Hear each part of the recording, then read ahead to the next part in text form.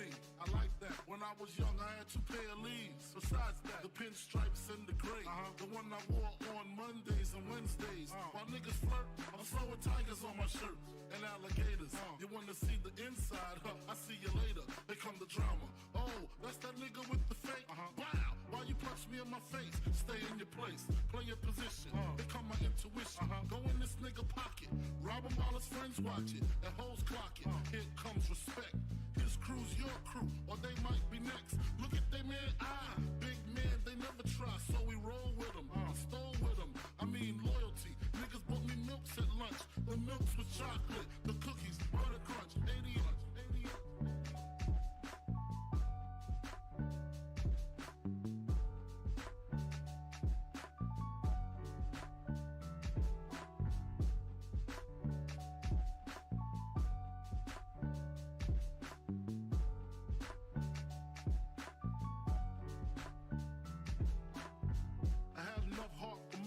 Long as I got stuff for most of them solved. Even when I was wrong, I got my point across. They depicted me the boss. Of course, my orange box cutter make the world go round. Plus I'm fucking bitches ain't my homegirls now. Start stacking, dabbled in crack, gun packing. Nickname Medina, made the scenes, took my Ninas. From gym class to in-glass, pass off for global. The only nigga with a mobile. Can't you see like total? Getting larger in waist and taste. Ain't no telling where this felon is heading. Just in case, keep a shell at the tip of your melon. Clear the space. Your brain was a terrible thing to waste.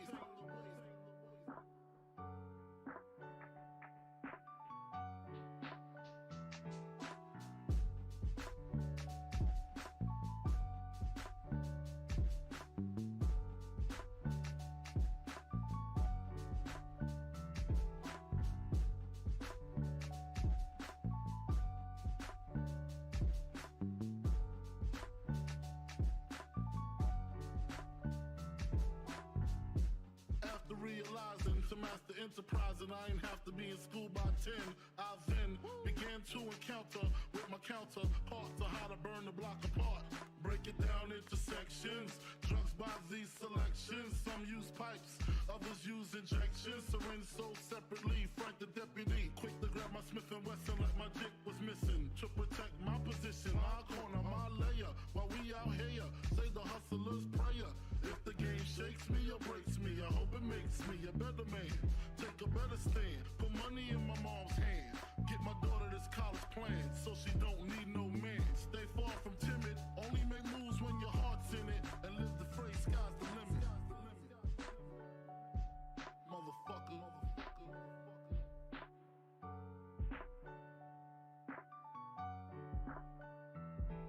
88.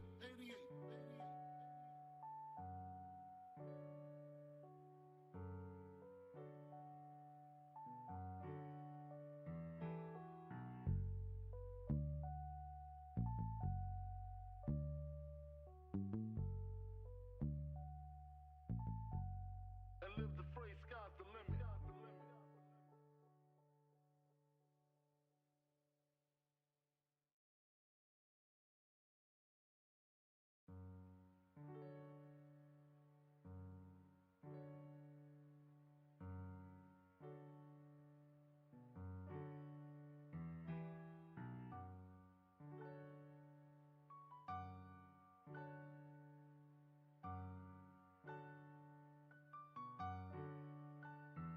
Take a better stand, put money in my mom's hand. Get my daughter this college plan, so she don't need no man. Stay far from timid, only make moves when your heart's in it. And live the phrase, sky's the limit.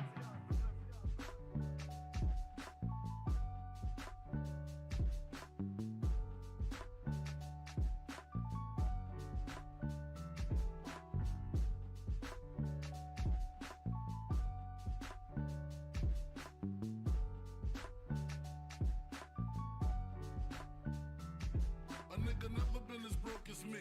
I like that. When I was young, I had 2 pair of leaves. Besides that, the pinstripes and the gray. The one I wore on Mondays and Wednesdays. While niggas flirt, I'm sewing tigers on my shirt and alligators. You wanna see the Okay.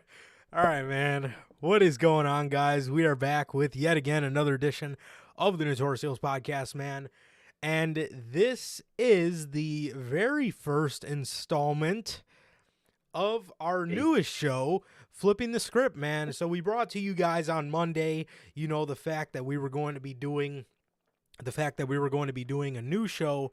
We got unscripted on Mondays, so figured we flip the script a little bit, man. So that is our newest show, Flipping the Script, man. I'll explain a little bit. A little bit, man. You guys are trolling tonight, huh? Yes, we're good.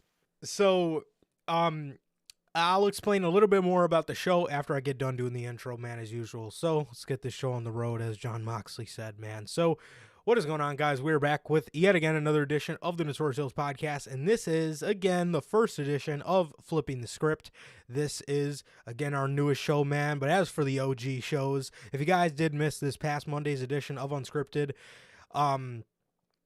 well, that is completely backwards. Okay, if this is your first time watching, you guys do not know how the show works. Every Monday, we are on here with Notorious Unscripted. Every Friday at 4 p.m. Central, we are on here with the news.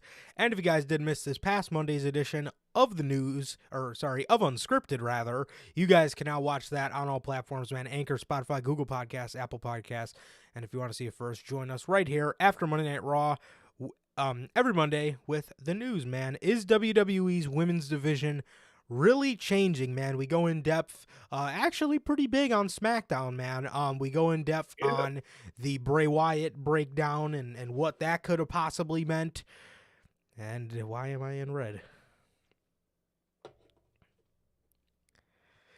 We go in-depth huge on the Bray Wyatt segment and the Uncle Howdy, at least who looked to be Uncle Howdy, and who that could have possibly meant and what that could possibly mean.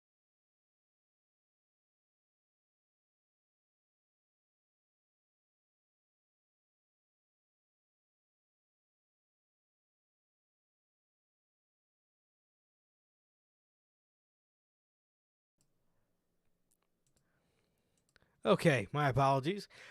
Yes, if you guys, is WWE's women's division really changing, man? We go in depth huge on the Bray Wyatt segment from from last week's SmackDown, and we also go in depth huge on the return of Charlotte Flair, what that could mean for the SmackDown women's division, how Mercedes Varnado looked like the smartest individual on the planet, and we also talk about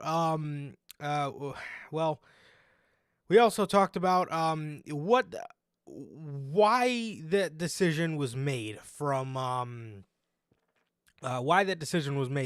WWE to do something like that, man. But we go in huge, in depth on that, and yeah, man.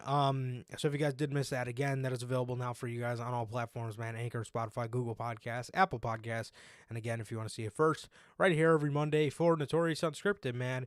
And with that, if you guys have not got a chance to get your hands on some of the official Notorious Hills Podcast merchandise, you guys can now find this live on bonfire.com. Link is at the top of the description of this video. And it is also available in either mine or Circase social media pages, man. Not hard to find whatsoever, man. You got the Chicago flag design, the skyline design, the Notorious Hills Podcast base logo, the Riddler-inspired Best Kept Secret to the IWC, the Notorious Scratch logo, the only community that matters, the Uncrowned Kings of the IWC, and the Notorious Christmas shirt, man. So these are all 8 designs are available in more than just t-shirts, man. Again, live on bonfire.com. Link is at the top of the description of this video, and it is also in either mine or Circase social media pages, man. So with that, if this is your first time watching, you guys do not know who we are here at the Notorious Hills Podcast. I am Johnny Mayhem, one half of the host of this very show. And as for the other half, we got my man Circase here. How's it going, man? It's going good, man. It's going good. Just been chilling out, man. Just been doing my normal thing, man. Well, I was having a really good day until I saw that comment, Durante. Man, I'll get into it on Monday, bro. But Tony Nese, man, and boring wrestler in the world, bro. That's foul right there. But other than that comment right there, I'm good, man. I've been chilling, man. It's been pretty normal lately. But good. Maybe try to move your mic away a little bit. Oh, am I loud? Yeah. How's that sound? I think that talk again. I'm talking again. Okay, let me Am I still pretty loud? try to lower you on here. I was gonna Okay. say you might have raised me during Wrestle Kingdom. Ooh, you're That right. might be what it is. I You're think, yep. right. I believe I have Sir K's stream volume on 150. Oh my god, it is. Okay, say something again. Uh, Okay, I think he's good now. My okay, bad. I'm good. I'm good. I had to see how loud I was. Holy fuck! All right, I again. completely forgot I raised you.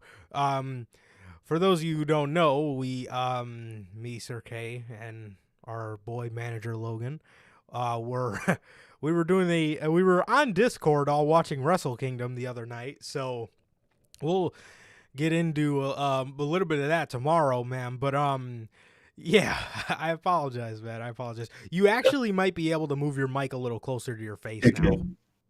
I was thinking that, man. I just played it back to you, man. I There you was go. fucking blasting. But yeah, man. Life's good, man. I've been chilling, man. Just been chilling, man. Just been chilling, man. But hell yeah, definitely marking out for Mercedes, man. That shit was dope. That was We'll awesome. talk about that, man. But that was an amazing debut. But like Durante There was always no asks, pop, how's man. life? That was Oh, there's no pop. fucking New Japan, man. They They're didn't just even know. boring fans, apparently. She's peaked, man. They didn't even know Oh who she yeah, was. I had no clue according to fucking WWE fans, man. But What a bunch of like morons. Durante, swear, like Durante always asks, man, how's life? How's family? Life's good, man. Family's good. What about you, Durante, Logan, everybody in chat? How you guys doing? What about you, bro? How you doing? Yeah, man, I'm good, man. I'm good. Nothing too much, bro. Nothing too much. Just went out today and enjoyed myself a little figure hunt. So those are always nice. Hey, And then what are you looking for? I got him. He's actually right here. No. So I was trying to go around to all the targets by my area because I have a $5 off Target card. But Hey. I ended up not finding him at Target, and I ended up going back to Meyer, which Mm, does sell wrestling figures, and I seen him there the other day. But I wasn't planning on going back there because I was trying to go to Target because I had the $5 off card. But sometimes it's not how the cookie crumbles. But I got him, man. I got MVP, as you can see here. oh, nice. I got MVP to go with my Bobby Lashley, being that, the Hurt Business is looking very likely to get back together.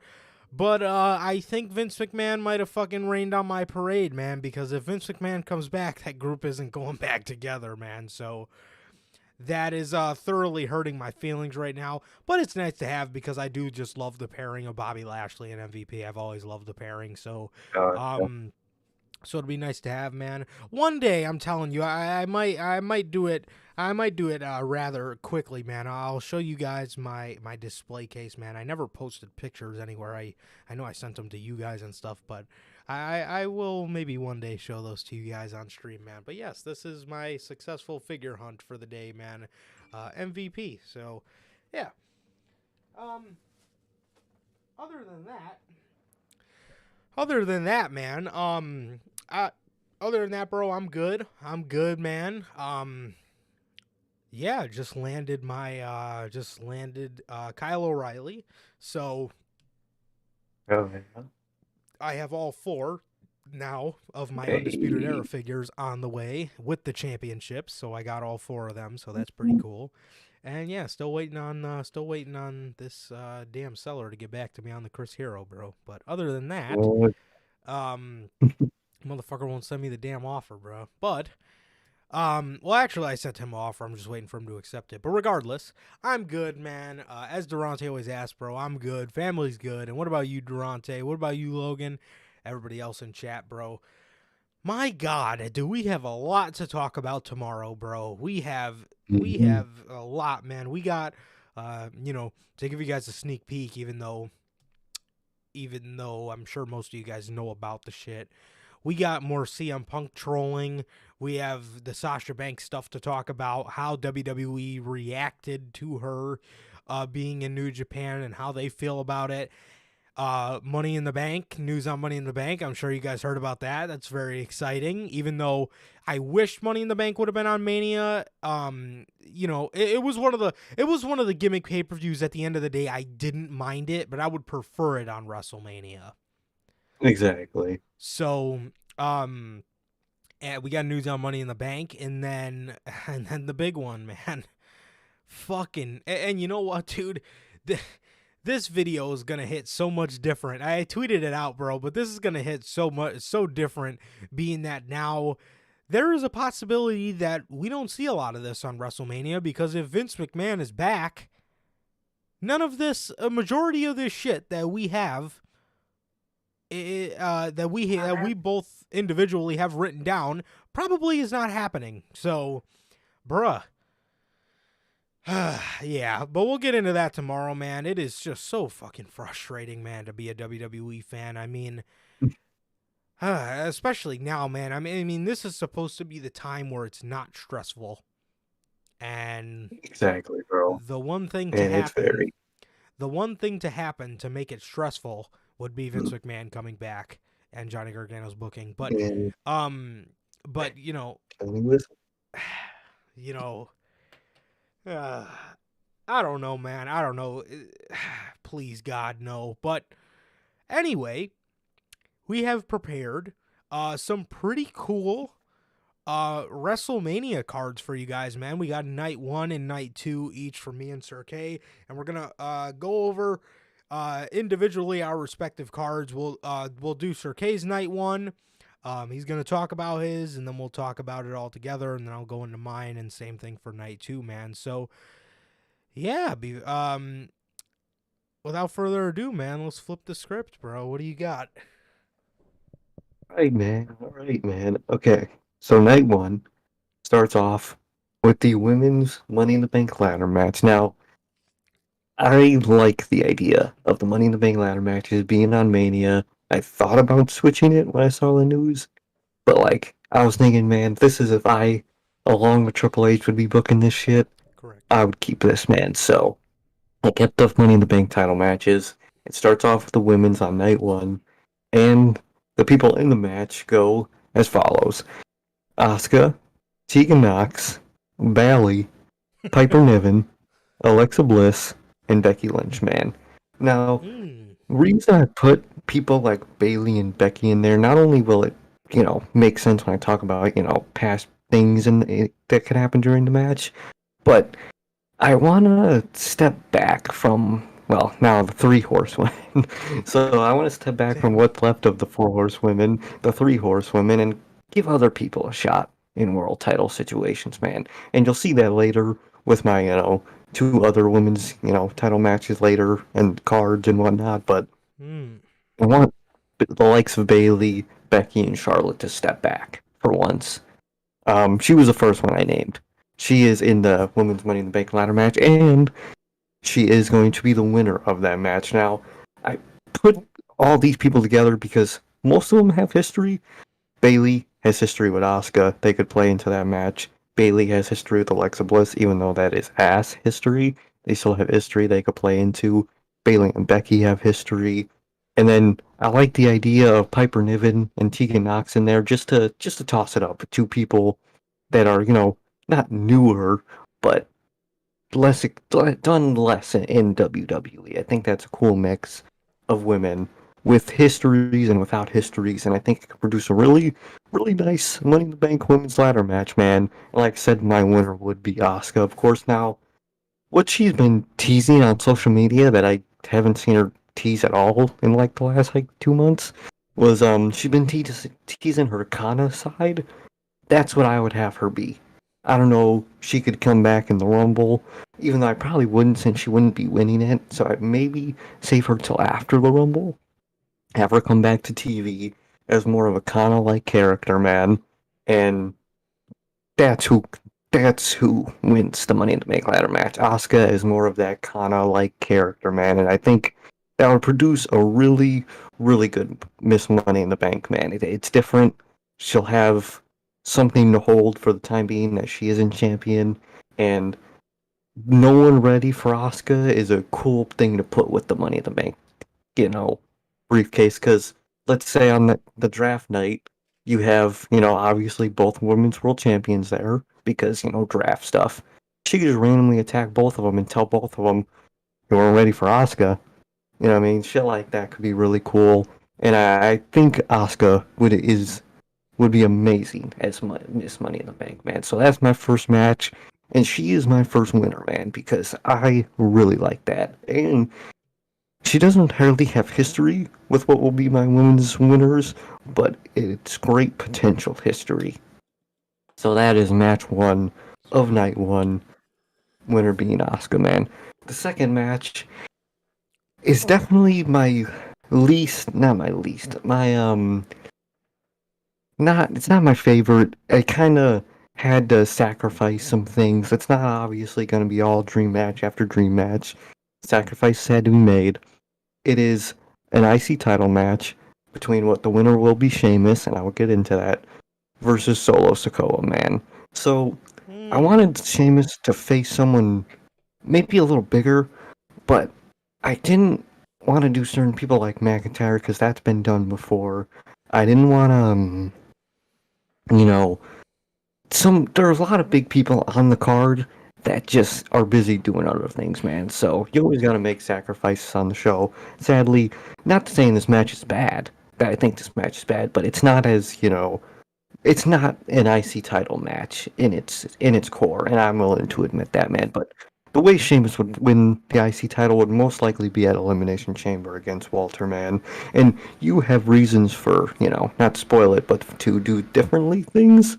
But I don't mind this way, man. I think what Walter does later in the pay-per-view weekend will really, really be a good path for him, man. And I chose Solo Sikoa because I really wanted to get the man on the show because I think he genuinely kind of has to be in Mania. And I think him going for the IC title is what, in terms of kayfabe, Roman would want him to do something like that. You know what I mean? So I really wanted to get Solo Sikoa on the show. I originally had him in the men's Money in the Bank ladder match. I switched him out to somebody else that was going to be in this match, but with Sheamus, man. But I decided, you know what? I like the guy. He won't win the match, obviously. I don't think I've said it yet, but the winner of this match will be Sheamus, defending his IC title against Solo Sikoa, man. But it's not the coolest IC title match, man, but it's one I think could make sense. It's what I think could happen.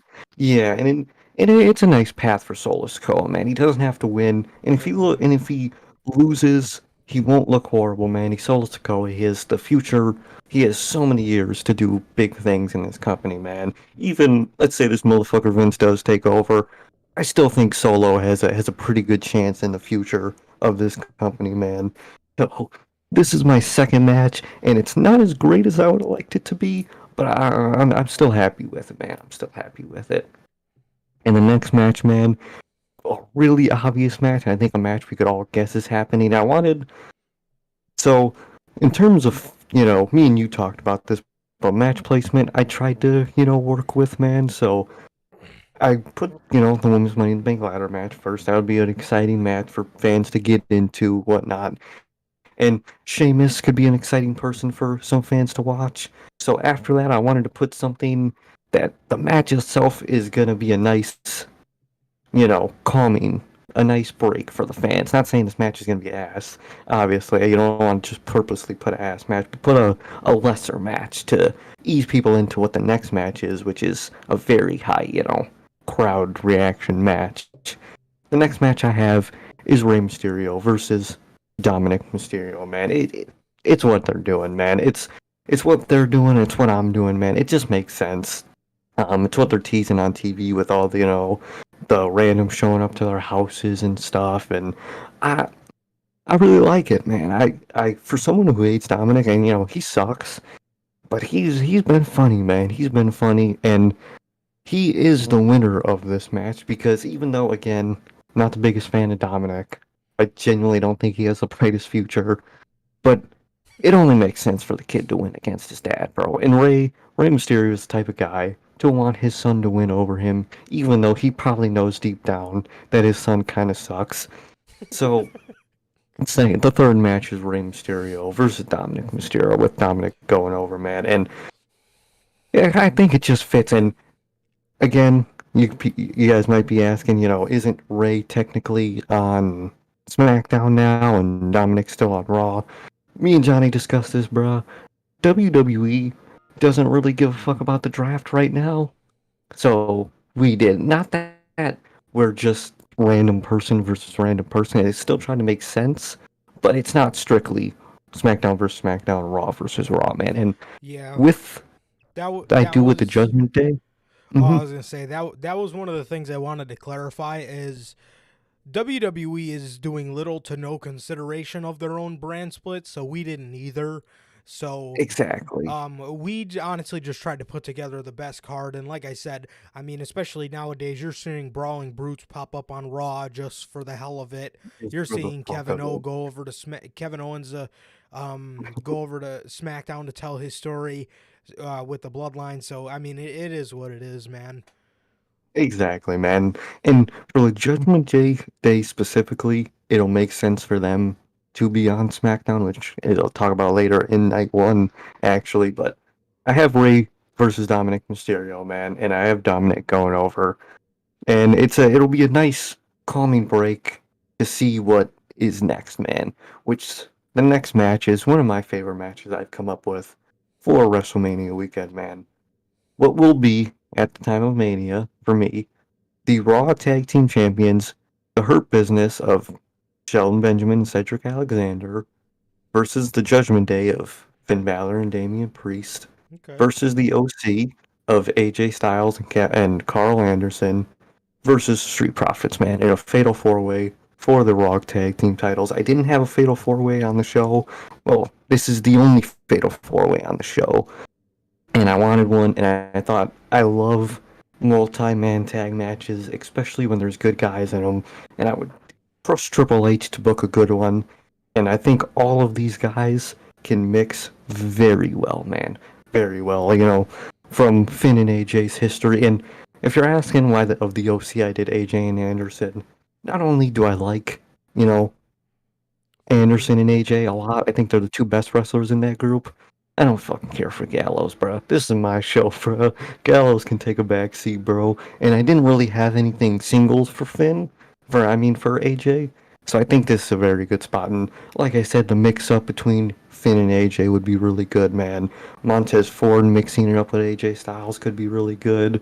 Either Shelton Benjamin or Cedric Alexander mixing up with people like AJ will be really good.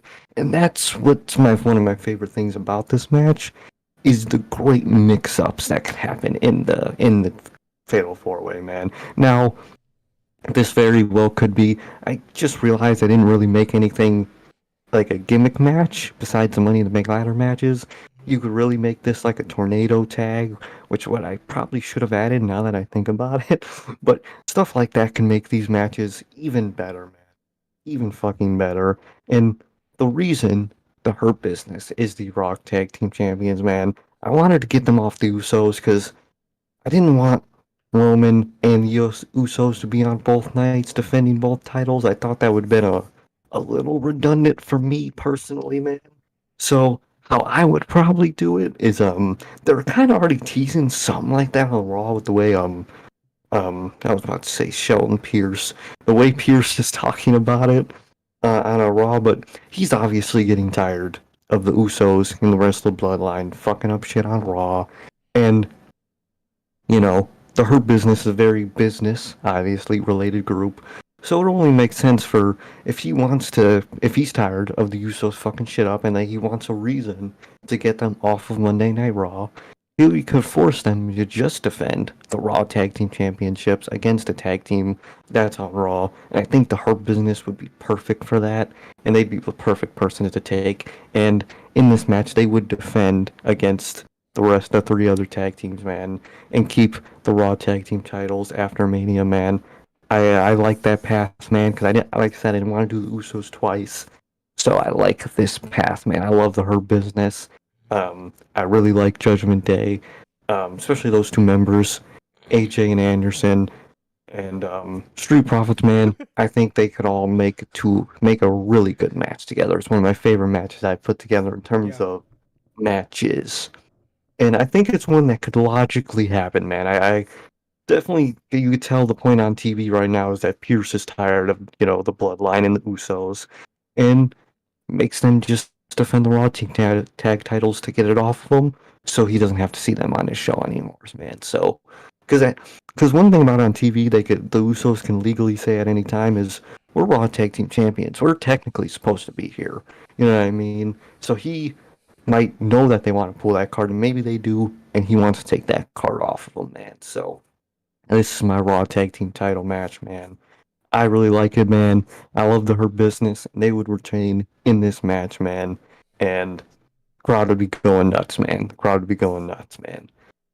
And what is this match? 1, 2, 3, 4. My fifth match on night one is the SmackDown Women's Championship match. Charlotte Flair defending against the winner of the Women's Royal Rumble, Rhea Ripley, man. Okay.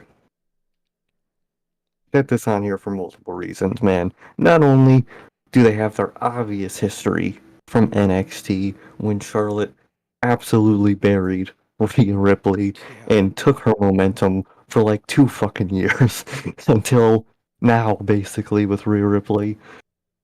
I like.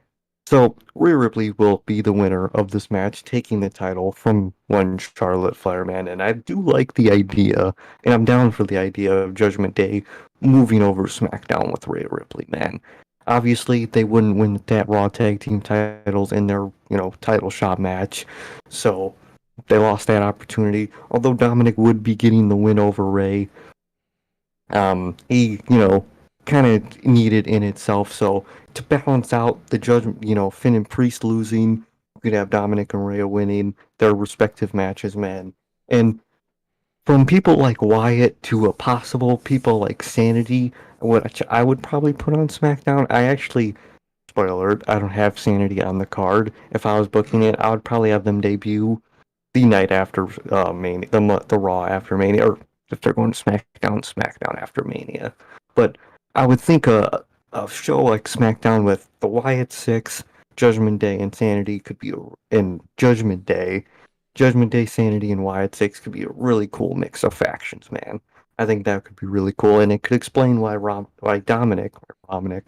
is on SmackDown so much because Rhea Ripley is also there, and those two are tied to the hip, man. So I think that only makes it is mommy. It is mommy, man.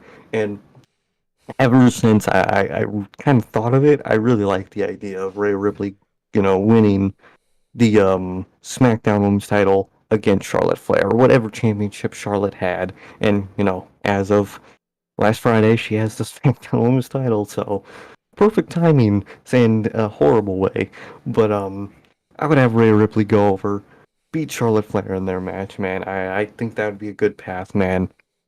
I like Rhea Ripley. I'm down for Judgment Day on SmackDown, man. And I think it'd be the perfect revenge for Rhea Ripley for, burying her on NXT, man, and winning that SmackDown Women's title. And it goes into my idea of letting the 3 horsewomen take a step back from the title picture for at least some time, man. At least some time.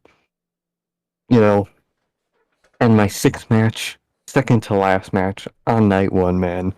I have a non-title match, and it's a very intriguing match that I'm really happy of.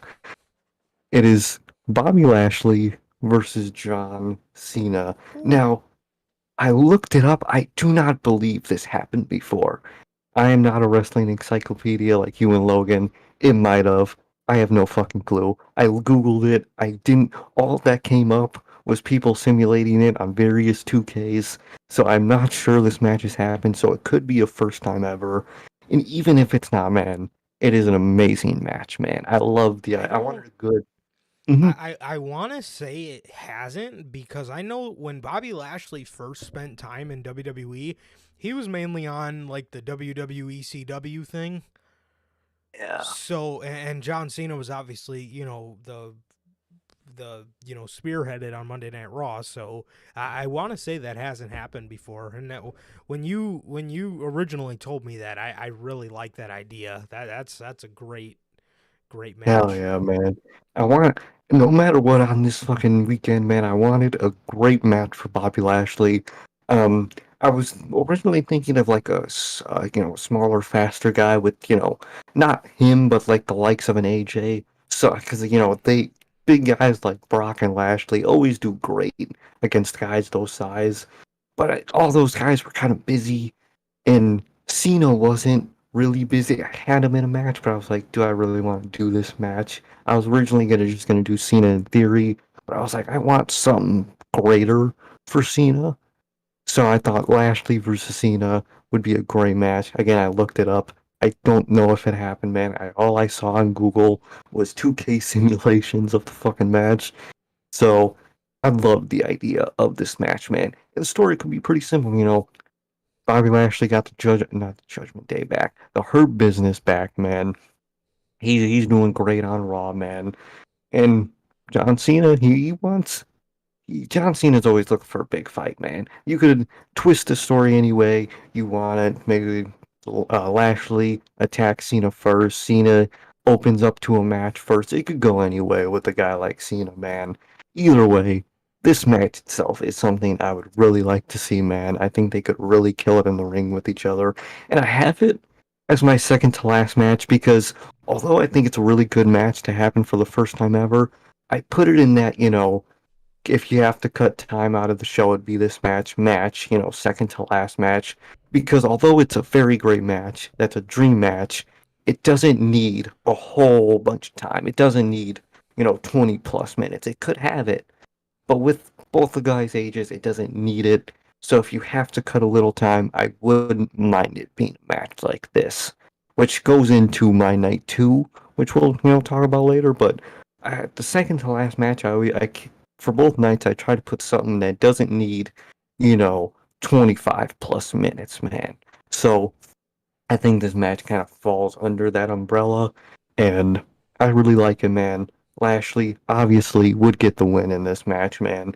And from someone else losing, it could set up a match versus a certain someone later in the year that I think Logan would really like to see. Maybe if we do a SummerSlam, you know, fantasy booking of flipping the script, man. I think Danhausen? Logan would really like. Oh hell no, bro! Ain't no way. But Yeah, But I think definitely. Logan would really like to see it against another person that takes an L this weekend on night two for me. But Cena would get the L, man. Lashley would get the W. I think this is a really good dream match, man. And I really like the idea, and all the members of her business would be winning on night one, which is something I would love to see, man. And I think it would be necessary for their return pay per view, which technically that wouldn't be their return pay per view, but it's fucking Mania, and it's fucking Mania, man. And the last match, the main event of night one of the WrestleMania night one, A, would be my men's Universal World Title match, Roman Reigns versus Seth Rollins. Now, we don't know if Seth is injured. I was originally gonna have a backup match, bro. But I'm gonna be honest with you guys, I couldn't make a backup match to save my fucking life if Seth is injured, bro. If Seth's injured, I'm fucked. You know what I mean? My card's going out the window, bro, because I genuinely couldn't find someone to put as a backup match versus Roman, man. So there's no backup match. There was originally gonna be, couldn't fucking figure one out to save my damn life. But Roman versus Seth, man, main event of night one for the Universal title, man. I mean, you guys heard us this past year talking about Seth and talking about Raw and talking about the titles, man. Seth's been the workhorse of this company for how long now? He's been the guy on Raw the fucking longest now, since fucking what? Like 2016, 2017, bro. He has been the GOAT on Monday Night Raw. The GOAT of WWE, just putting this company on his back, man. And he had his lows. We all know his lows. But I think he's a person that genuinely deserves a win and a world title over Roman Reigns at this Yeah. point, man. Um, he he's Seth Rollins, man. I think he's one of the best, man. Obviously this match could go a million ways with the story, man. He is not my Royal Rumble winner, which, I mean, it's kind of obvious. I guess you guys could probably guess my Royal Rumble winner for the main event tonight too, man. But he's not the Royal Rumble winner, man. But he doesn't really need to be. He's Seth Rollins. He could always win it 1 year and maybe another time in a couple of years, man. But with their history against each other, man, we all know the Shield. They brought it up during their original feud, and well, during their last feud, and it was really fucking good. Seth, man, he's really good at bringing that shit up, at getting under Roman Reigns' skin, man, because he was his brother once, man. He knows what makes him tick, man. And I really like that dynamic. And although Seth would definitely be a baby face in this situation, I think Seth is the type of guy that can do a little bit of both. He could be a kind of a dick to aim, even still being a baby face towards Roman Reigns. I think that could really work, man. No, in WWE, they gotta flesh out their baby faces more. Let them be assholes sometimes against their heel opponents, man. Especially when they have history against it. It doesn't, just because you're an asshole once doesn't make you a heel. So I think that dynamic is amazing. We've seen it before, but it's a match I don't mind seeing again, man. I love it. They could put on a fucking banger in that main event, man. And I would give the Universal title and the win to Seth freaking Rollins, man. I know I said freaking. I can't believe I just said that, man. But if it's in that world title situation, I don't even care what the fuck they call the man. I like that as the main event of night one, closing off night one with Seth Rollins holding up the Universal title, man. And I really like that. I'll talk a little bit about who I might put to each, i.e., they're the two world title winners, what show I might put them on. Still not sure, man, because I think Seth would be great on either Raw or SmackDown, but I might switch it up, man. I might switch it up, but that's my night one, man. It ends with Seth Rollins victorious against Roman Reigns, man, for the Universal title, man. Sweet, bro. Sweet. Yes, that is a great card. I like Seth freaking Rollins, man. Seth freaking Rollins. Yes, Thank you, man. I liked it a lot. I really liked the Bobby Lashley and John Cena match. I love that tag match as well, man. So, Hell yeah, man. Thank you, man. Thank you. Can't wait to hear yours. with my night one, the first match I have written down, so I want to emphasize something before I start this. So, I put a lot of effort into telling your long and fleshed out stories. So a lot of these matches are kind of stories that you can have hints of these guys intertwining.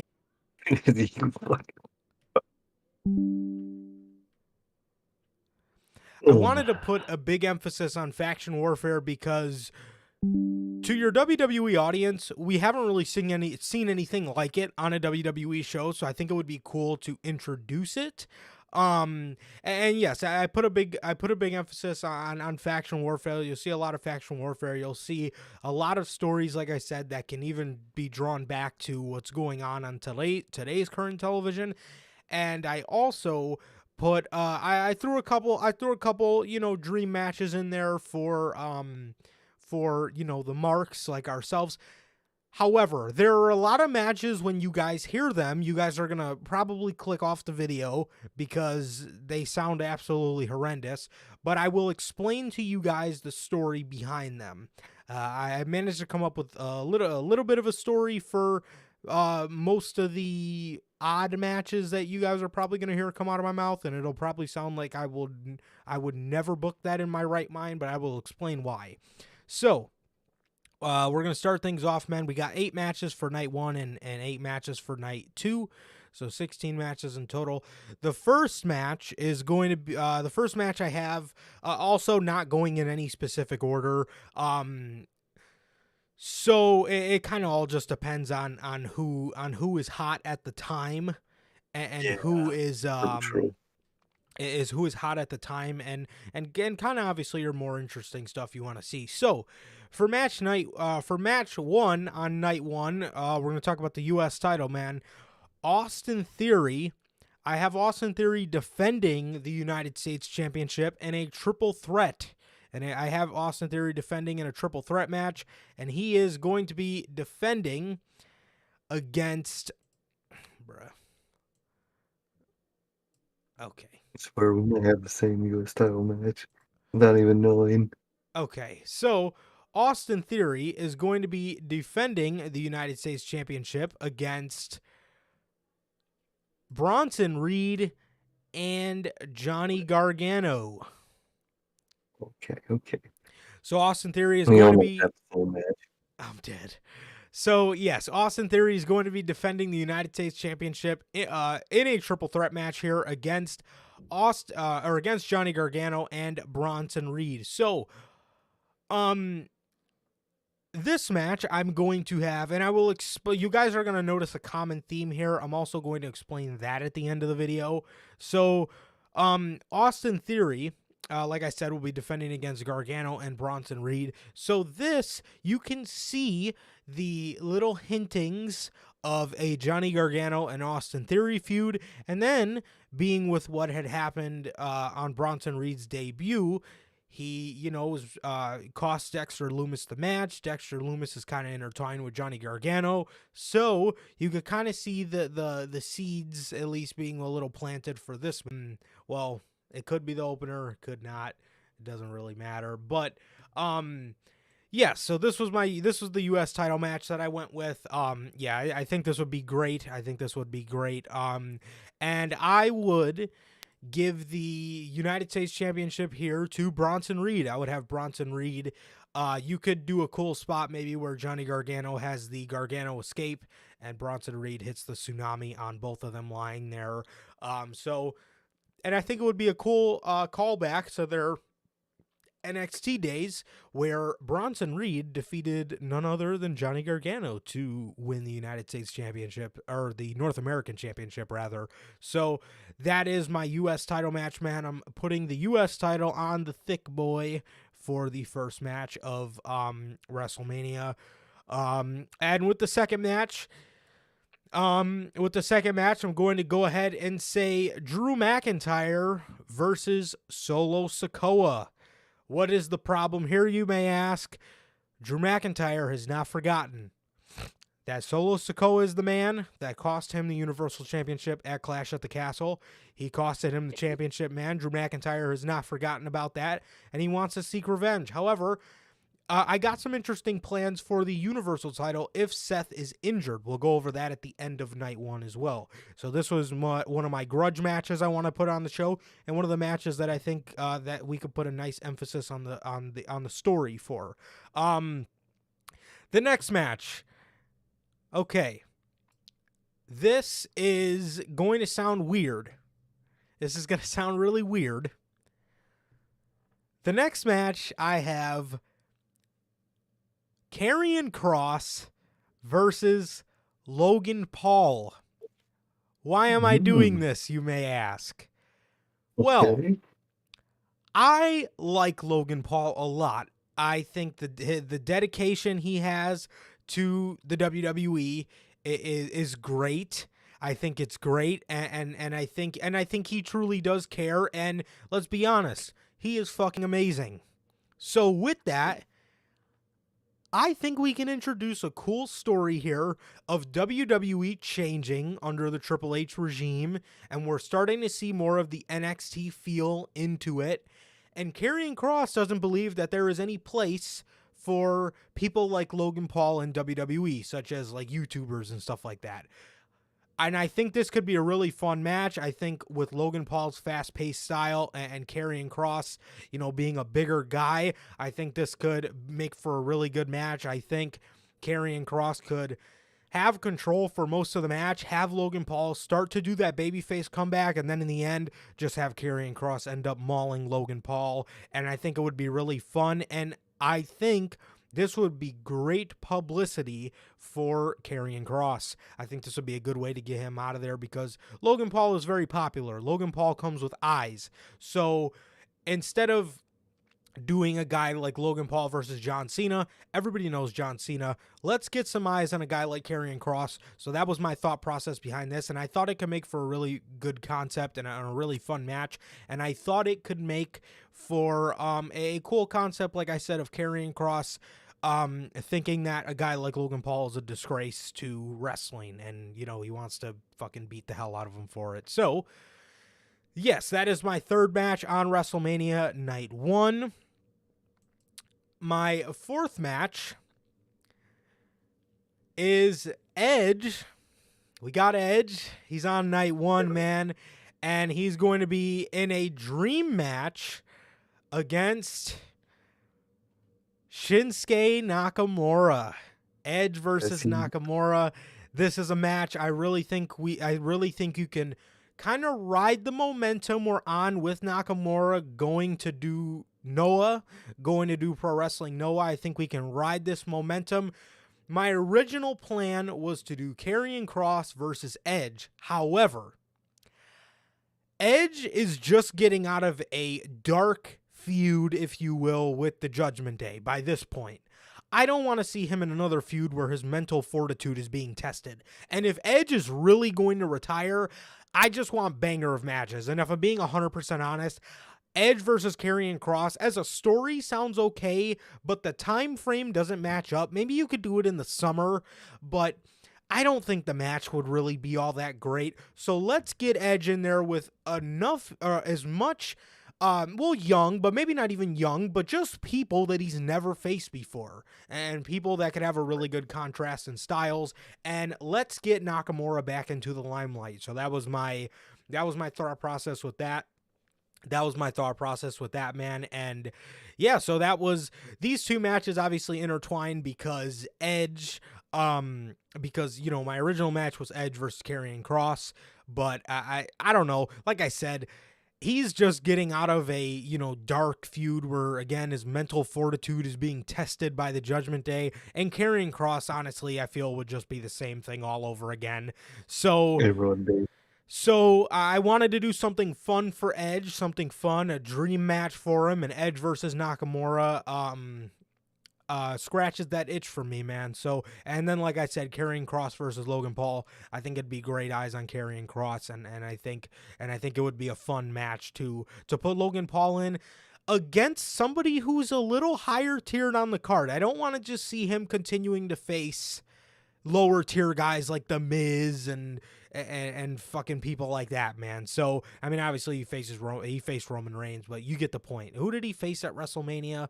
It was him and Miz versus the Mysterios. You know, nobody wants to fucking see that, man. I mean, so let's get, I mean, if he really wants to be here, and if he really wants to be a part of the team, let's put him against some people that actually matter. You know what I mean? Because Logan Paul's great. So let's get him in the ring with people that are equally as great, man. Again, I don't know how good the story will be, but, you know, the match is one thing. However, I actually have Nakamura going over in this match. Man, and I'm going to do an interesting concept with a match that I was thinking for SummerSlam that also I think our boy manager Logan would want to see as well, man. So I got Edge versus Nakamura as my dream match, man, to scratch the dream match itch. So that is my dream match for Edge, man. And the next match, we talked about our faction warfare. The next match I have is Legado del Fantasma, Escobar Wild, and Mendoza versus Sanity. Man. Eric Young, Killian Dane, and Alexander Wolf. And obviously, you have the two girls as well. You have Nikki Cross and you have Zelina Vega. So, I have Sanity going over in this match. When I was writing this, I was a little skeptical to have Legado del Fantasma lose. However, it takes understanding that we're in a different era. And honestly, bro, if people lose, it doesn't mean anything if they look good. You know what I mean? I mean, obviously, if you lose, you know, a ungodly amount, obviously. But if it's on a WrestleMania stage and you just put on a banger of a match against Sanity and you lose, it is what it is, man. But one concept I would like to do for this match, I have Sanity going over by way of an unanticipated member of the group. I am going to reintroduce Sawyer Fulton. Everybody knows Sanity as Nikki Cross, Killian Dane, Eric Young, and Alexander Wolf. Let's not forget about the forgotten member of Sanity, man. And I'm going to reintroduce him back into the fold. He's a big guy. You know, he looks scary as all hell. And I really think that will garner a great reaction. And you got to understand, too, we're at WrestleMania here. These are hardcore fans. These people are going to know him. These people are going to pop for him. These people are going to pop for the re-debut of Sanity, or the, you know, re-debut of the whole, you know, Sawyer Fulton coming back into the group. And Legado El Fantasma is going to lose here, but this would actually be my first of many matches between them throughout the summer, and I do think Legado can get the win against Sanity, you know, throughout the summer. But for WrestleMania, I'm putting Sanity over, and also Legado will not look too bad because Legado was caught off guard, man, by Big Sawyer Fulton. So that's what I'm going to do for my 5th match on WrestleMania. And my 6th match, I'm going to go with another grudge match here. I'm going to go with Bayley versus Asuka.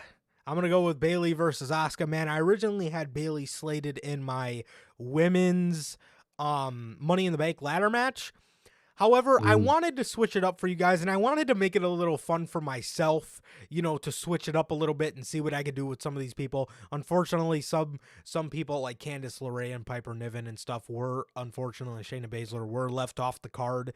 But, you know, another thing I want to emphasize here is with Triple H, man, although it sucks that some of these people are left off the card, these spots have to be prestigious. You know what I mean? These spots have to be earned, and these spots have to be for the best stuff you have to offer for WrestleMania. So, Bayley versus Asuka, I was originally thinking, to be 100% honest, I was originally thinking had Mandy Rose not gotten released, I would have done Damage Control versus Toxic Attraction. I think that would be really cool to get Damage Control in there against another actual faction, not Bianca, Alexa Bliss, and Asuka, but I digress.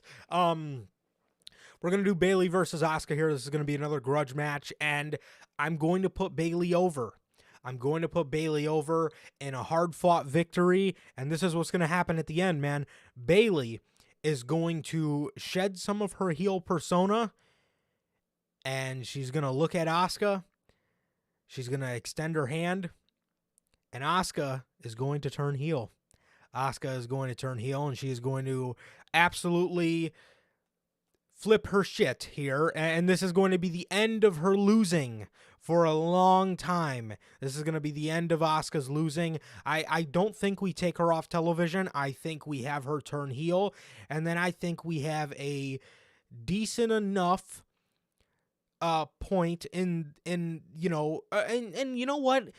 Maybe this isn't a heel turn. Maybe this is just Asuka going tweener, because Damage Control and Bayley stay heel for me. But I think Asuka at least goes back to not... I honestly would put Asuka in the... I know that's like the easy way out, like, oh, just turn him tweener. I don't want to turn her heel because... I want to keep her stuff with Bayley going a little bit longer, maybe one more match after this where Asuka gets the victory, but I don't want Asuka to turn heel. Or maybe she does turn heel and we get a nice heel versus heel, and then she could go off and face any baby face that she wants. But for Damage Control, they stay heel, and for Asuka, I'd say maybe for one more match with Bayley, she isn't babyface, but just plays the babyface role because the people like her. But I think from then on, heel or tweener, we transition into the Kana, 2017-16 Asuka, badass Asuka. So that's what we're doing for that. That's what we're doing for that, man. And the second to last match on night one, man, Bianca Belair defends the Raw Women's Championship against Rhea Ripley. Rhea Ripley will be the winner of my Royal Rumble for the women. And Rhea Ripley is going to go on and cash in her chips against Bianca Belair, man. So Bianca Belair is finally going to have been built up in her John Cena-esque fashion to fall to reach her Judgment Day, if you will, and she is going to lose to Rhea Ripley, man. So yes, this is going to be where Rhea Ripley gets put over big and she becomes the Raw Women's Champion, man. And yeah, that is what I would do. I would have done the Charlotte match, but you know, I got something that I would personally enjoy a little bit more for Charlotte. It's kind of the only thing I think I would ever enjoy Charlotte in. But Bianca Belair, has been built up huge, you know, so I think there's really no better person to, Charlotte is the stereotype for WWE and their women, you know what I mean? But I think it would be cool to have Bianca beat somebody who is a beast right now and somebody who's actually one of the best at their craft and not Charlotte Flair. So that is why I went, but I totally understand why I'm not trying to bury your concept because because your concept writes itself, bro. I mean, Charlotte's a huge part of the reason why Rhea Ripley died for so many years. So, yours makes all the most sense. But, yeah, so Bianca Belair versus Rhea Ripley, is for my Raw Women's Championship, man. And for my main event of night 1, we have the winner of the Elimination Chamber, Seth Rollins, taking on Roman Reigns for the Universal Championship. However, this is my audible. If Seth Rollins is injured, Roman Reigns says, you know what? I already have another match. I'm not defending my Universal title at WrestleMania. Instead, I'm just going to have night 1 off. Drew McIntyre has a problem with this, huge problem with this. And he says, you know what? I want that shot. Roman Reigns says, no, it's too late. But I'll tell you what you can do. If you beat my cousin, Solo Sikoa, I'll see you in London. Okay, so that is what I would do, and then obviously for that I would do Drew McIntyre and Solo Sikoa stays anyway. But if if the audible is Seth going out, I'm gonna do Roman. And him pulling out of night 1. But if it's not Seth and you have to play into it, you could have Braun and then have Braun get injured. It doesn't have to be Seth. Obviously I would prefer for it to be Seth, but you could literally do anybody. You could have it be like even Ricochet or something, and then just have Ricochet get storyline injured, Roman pull out of night 1. Ricochet would be good too because he's been being built up, and then you could do that. And that is what I would do, man. I would have Roman Reigns say, you know what? I'm done with this. I'm done with these people. I already have one match. And there you can tell the story of Roman Reigns being fearful that Cody Rhodes could be the one. He is, scared enough to focus it all. To focus it all on Cody Rhodes. That way, also, you do not have Roman Reigns losing at all before he gets to Cody Rhodes. So, you could do that. Or you could even put on a match with like Ricochet or something at WrestleMania in night 1 of the main event, and then just have Roman Reigns beat him. You know what I mean? But that was what I would do for, the Seth audible. My main, I know I just gave you guys a lot of options, but my main option would be Drew McIntyre wants to step up. Roman Reigns says no because he's starting to be very fearful of Cody Rhodes, and he's starting to be on edge a little bit. And, Roman Reigns denies him. Paul Heyman fights his ass off. Adam Pearce is trying to get Roman Reigns to defend. Paul Heyman fights his ass off, and they get the match called off. That way we could even give the main event to even the U.S. title, or we could give the main event to the women again, Bianca Belair versus Rhea Ripley. So you could do that, and you know, have Roman Reigns say, if you beat my cousin, I'll see you in London. So that is what I would do with that. Or the other option, you just have Drew McIntyre versus Roman Reigns. Have Drew McIntyre come out to Broken Dreams and beat him. So one of the two I would do. So yeah, man, that is my night one, man. That is my night one. Hell yeah, man. I really liked it. I like the possible reason behind McIntyre and Solo. I really love that fucking Edge and Nakamura match. Good card, man. I like it a lot. Thank I you. like it a lot. Hell yeah, man. And my night two. My night two kicks off with the men's Money in the Bank ladder match, man. The participants are Santos Escobar, LA Knight, Okay. Carmelo Hayes, Ooh. Shinsuke Nakamura, Okay. Drew McIntyre, and Ricochet. I definitely wanted Ricochet in this match because they've been doing alright with the guy, and he fits perfectly in that match. And if it's under Triple H, he could really be great in that match. And I really wanted to put Nakamura on the card somewhere. I was thinking about having him face Lashley for a while, but then I went with the Lashley versus Cena, and I still wanted to do some with Nakamura because, like you said, he's been doing so much stuff out of WWE. In WWE, he has to do something at Mania, bruh. He just has to. So I would definitely put him in this match, man. I think he could be really good in this match. Carmelo Hayes is a cool NXT call up that could be recent and could be very interesting into that match. LA Knight, obviously, he's been killing it since he's been able to be LA Knight again.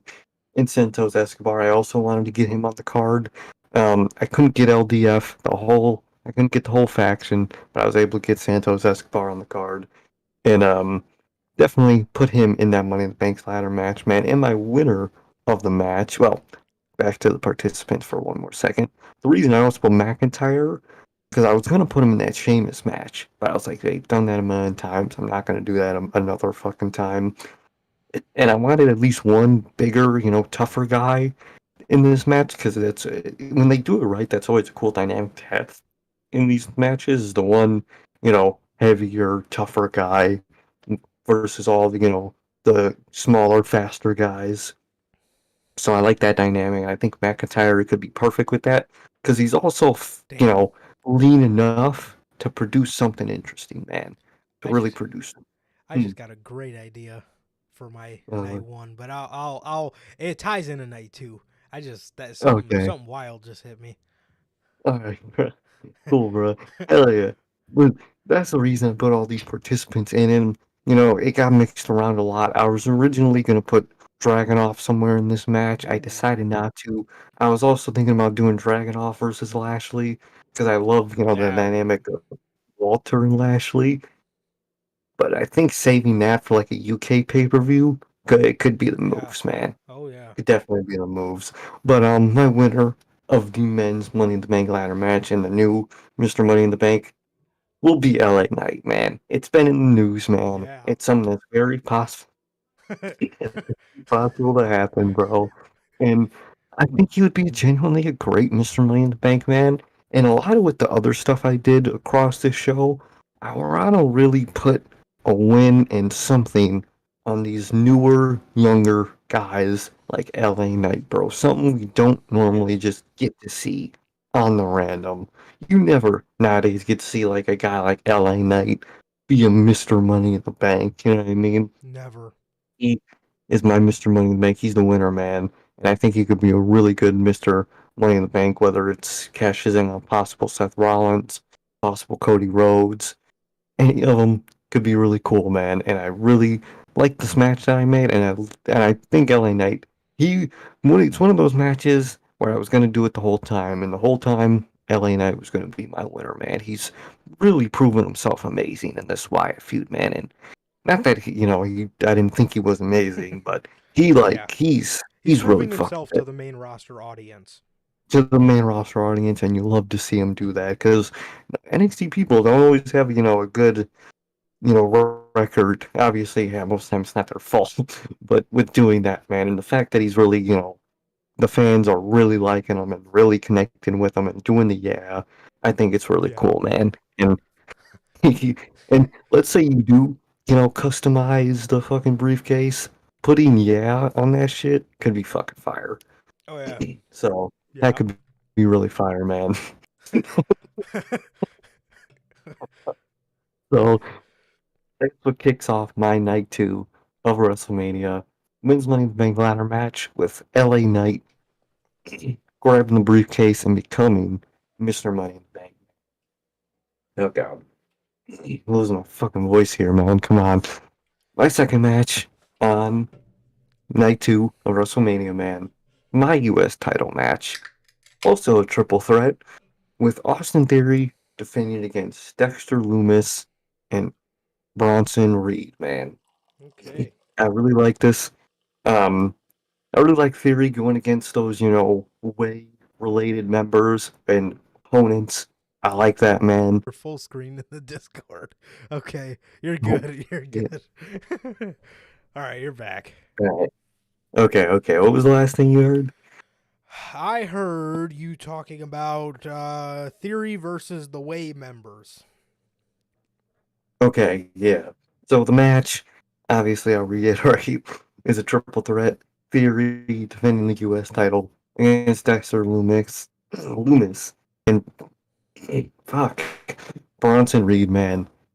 I really like the idea of, oh, what's up, Bell? How you doing? Hey, Bill. But what's up? How are you? Random side note, Bell. I bet you're happy that Money in the Bank's in London, man. That sounds awesome. That does sound awesome, man. It does, man. But yeah, man. I really like the idea of Theory mixing it up with past way opponents and members, man. And think this is a really cool mix of them. Obviously, like you said, Loomis and Bronson Reed obviously already on the main roster have a reason for their beef. Bronson Reed screwed over Dexter Loomis. That is in itself obvious, man.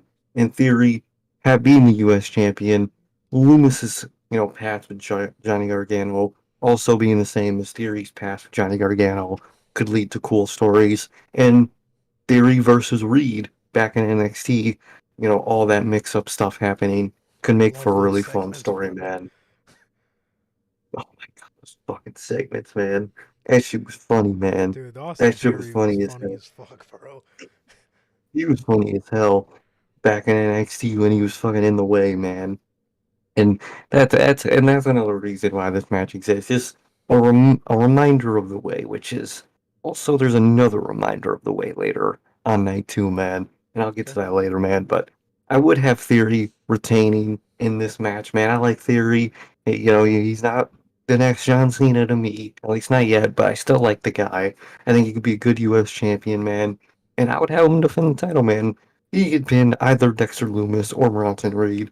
You could really, if you really want to play into their story more, you could have those two focus on each other more than the title. They obviously, do WWE. They technically are more rookies, so they could, mix that stuff up.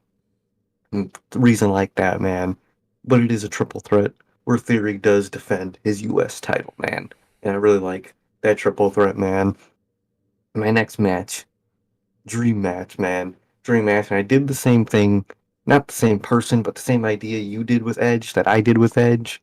Okay. And putting him against not necessarily a younger guy, even though Yeah. mine's definitely younger than yours. Yeah. I think so. I believe so. Um, it's just a dream match that we haven't seen against someone who's very simultaneously in-ring experience, but still in-ring young, like you did with Nakamura, man. Okay. Next match on my card is Edge versus Johnny Gargano, man. Babyface versus babyface. It could be that. I don't give a shit, man. It's two great in-ring guys versus each other, and just straight up dream match. This matches like this and matches like yours with Edge is to me the whole reason Edge should have came back for matches Yes. like these. He should have Although, absolutely mhm, He should have absolutely done the Chris Jericho route. Chris Jericho came back, in 2015, and he's like, I don't want to work against any of these guys I've been fighting my whole career. I want to face the young guys, Yeah, exactly, bro. not I Edge. don't want to see you fucking edging a Randy Orton Ugh, a million fucking times. And Cena's one of those ones where I don't mind at all because it's no. Cena and he's fucking amazing. And I don't mind him ending his career with that. But like, not all of them have to be that type of match, man. And like matches like yours, Edge versus Nakamura, and matches like mine, Edge versus Gargano, is just shit. Left just level of shit we should have been getting the whole time with Edge, man. Yeah. And so me and you are both doing that Mania, man. It could be babyface versus babyface, like I said. Gargano, when he's properly Johnny Gargano, ambitious, he'll give it all, man. He'll even take risks. He'll even do a little bit of bad to achieve to what in his mind is good in the end, man. Maybe attacking Edge is something that could happen in Johnny Gargano's mind. Maybe just challenging Edge is something he could do.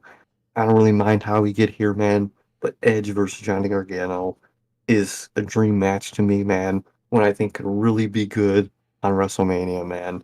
And it is my third match on night two, man. I would obviously have Johnny Gargano go over. He's the one with the future in the company after all, man. So Johnny Gargano would obviously go over in this match, man.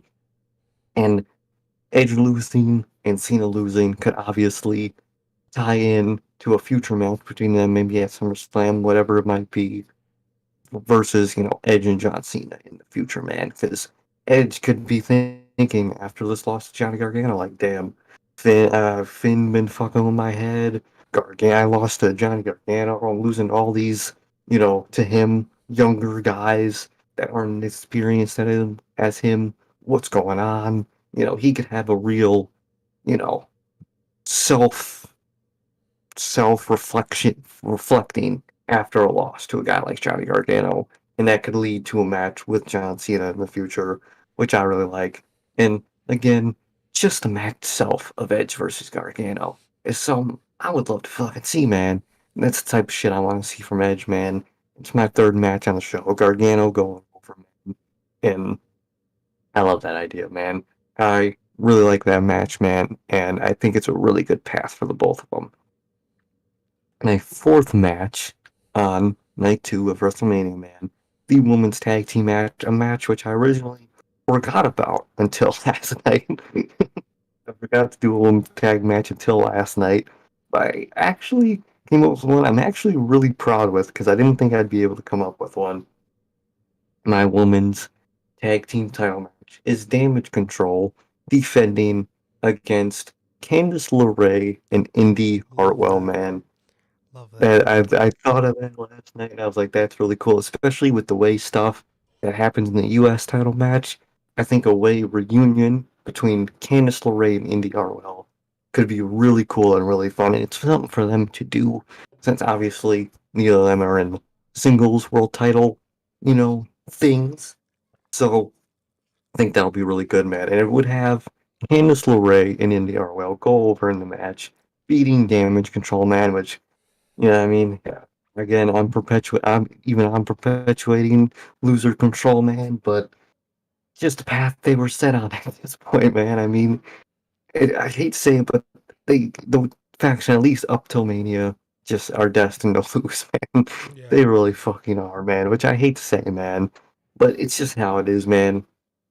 So they would definitely lose at WrestleMania against Candice LeRae well. And between things like a possible Theory and Gargano feud, between those two and a future Gargano and possibly even like a Loomis feud could really be cool for Candice and Indy because it could be both of their, on at least on screen for Indy, significant others facing each other, which could, cause turmoil within each other and their tag team. If you Hmm. ever want to take it off them, that could be the reason it's their beef with, each other's families, you could say, you know what I mean?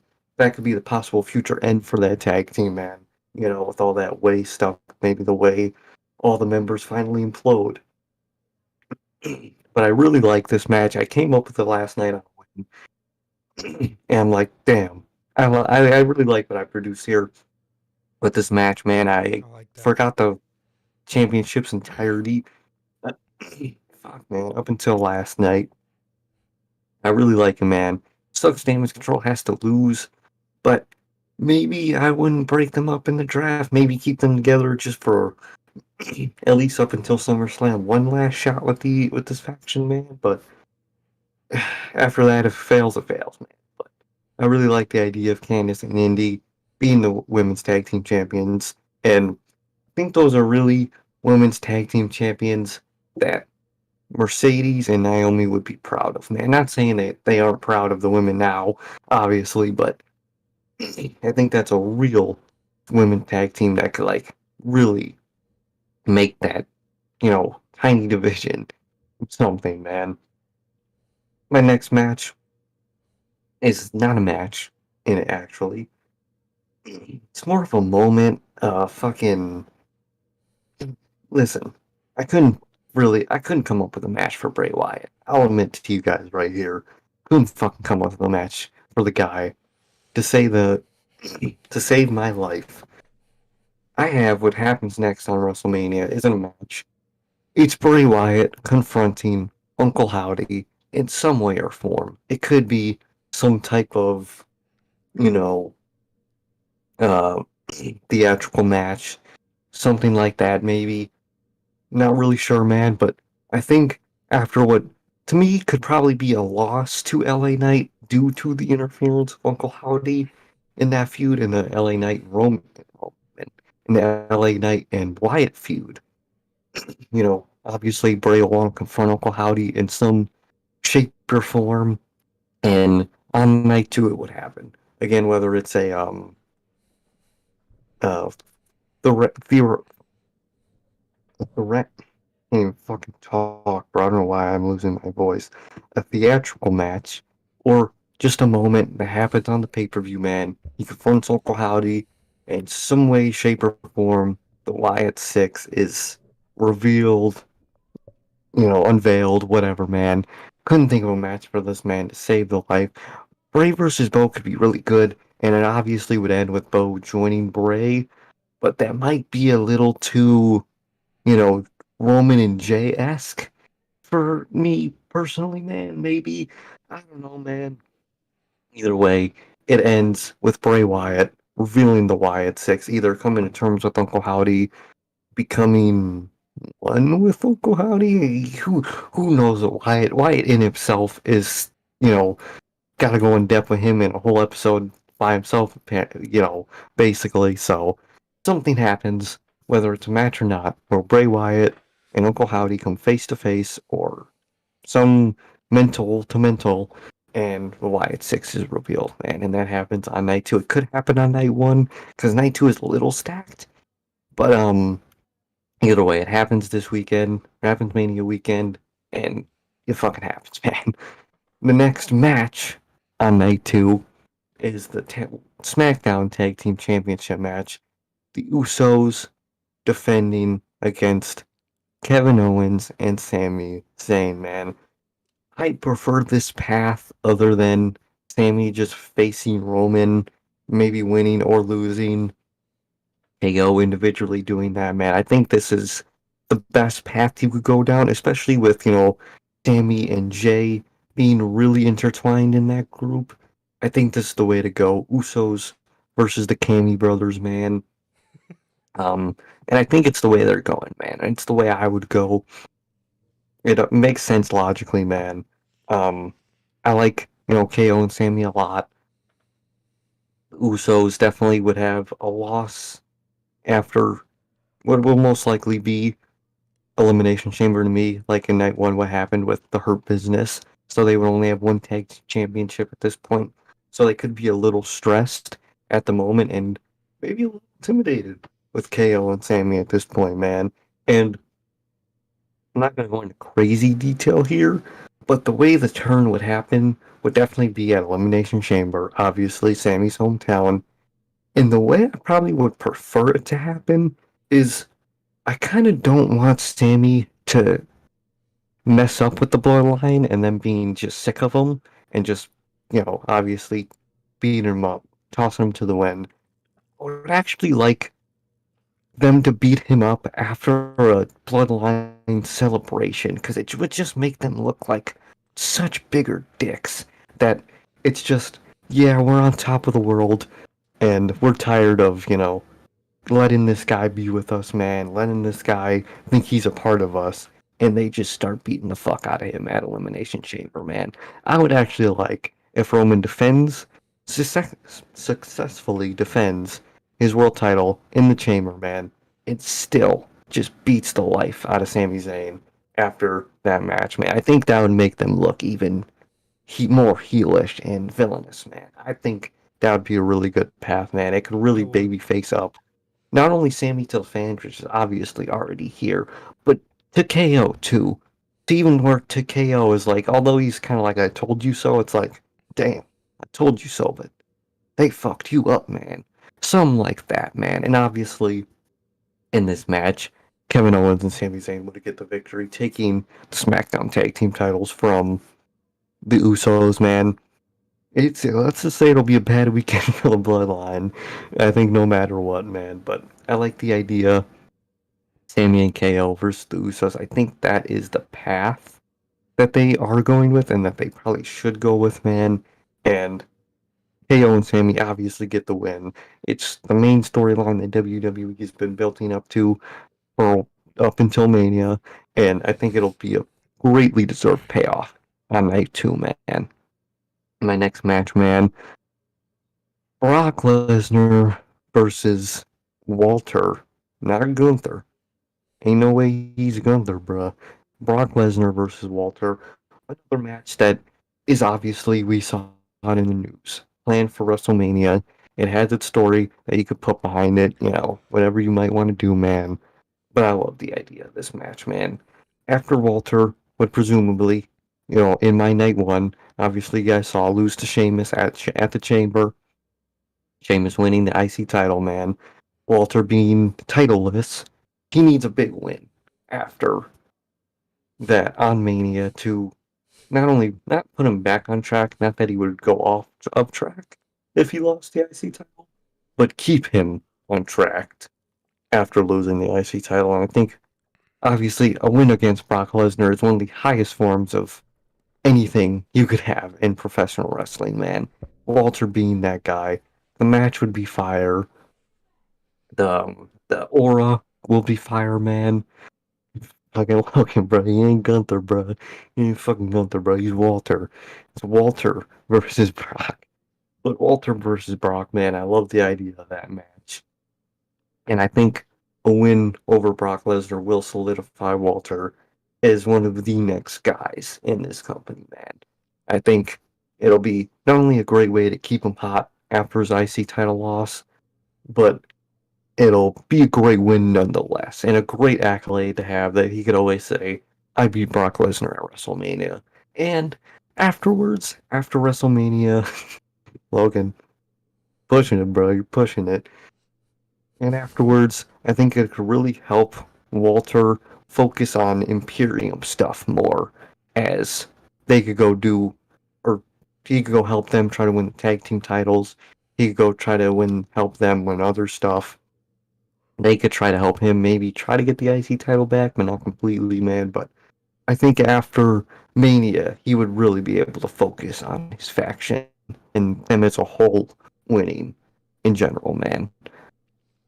So I really like that match, man. My second to last match on night 2 of WrestleMania is Bianca Belair defending her Raw Women's Championship. Well, she won't be defending.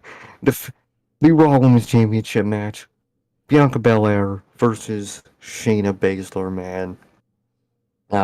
Like I said with the other matches related to the women, I want the 3 horsewomen to take a step back. I was thinking about putting Bayley in the spot. I was thinking about putting Becky and Bayley in the spot. I was thinking about putting Bayley in this match, making it a triple threat, man. But I was like, man, let me take it a step back with those women. Let them take a step back and let newer people win, man. And Bianca and Shayna have history from NXT. Bianca can never beat Shayna. back in NXT for that NXT Women's title, man. Mhm. And that would come back to bite her, man, because she won't be able to defend against Shayna with her championship, man. Whether Shayna wins a chamber, she obviously isn't my Royal Rumble winner, but she could do anything to get to Bianca Belair as they are on the same roster, so it's easier to book in terms of getting her to Bianca Belair. Well, they're not on the same roster, actually. Never mind. I'm dumb. But they don't, really bring up roster related stuff at this point, so I won't, man. So Bianca Belair versus Shayna Baszler, man. I really like it. And Shayna Baszler would go over in this match, man.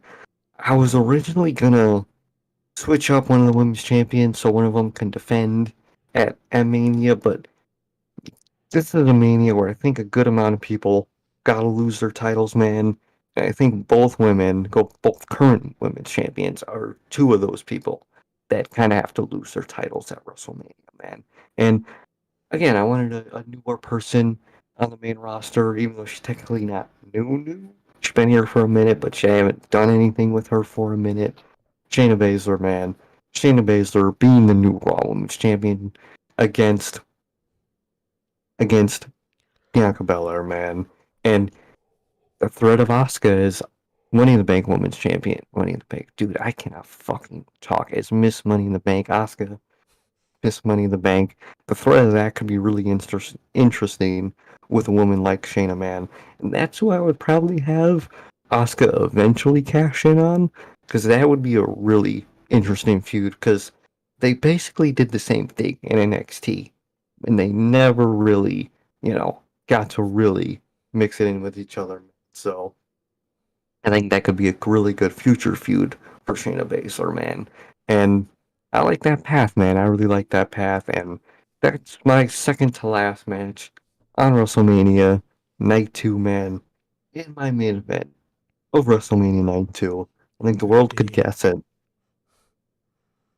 Rock. Omos. Rock versus Omos. Rock versus Omos. No, it's not Omos. It's not the fucking Rock, man. It's the world title, the WWE world title, Roman Reigns versus Cody Rhodes, man.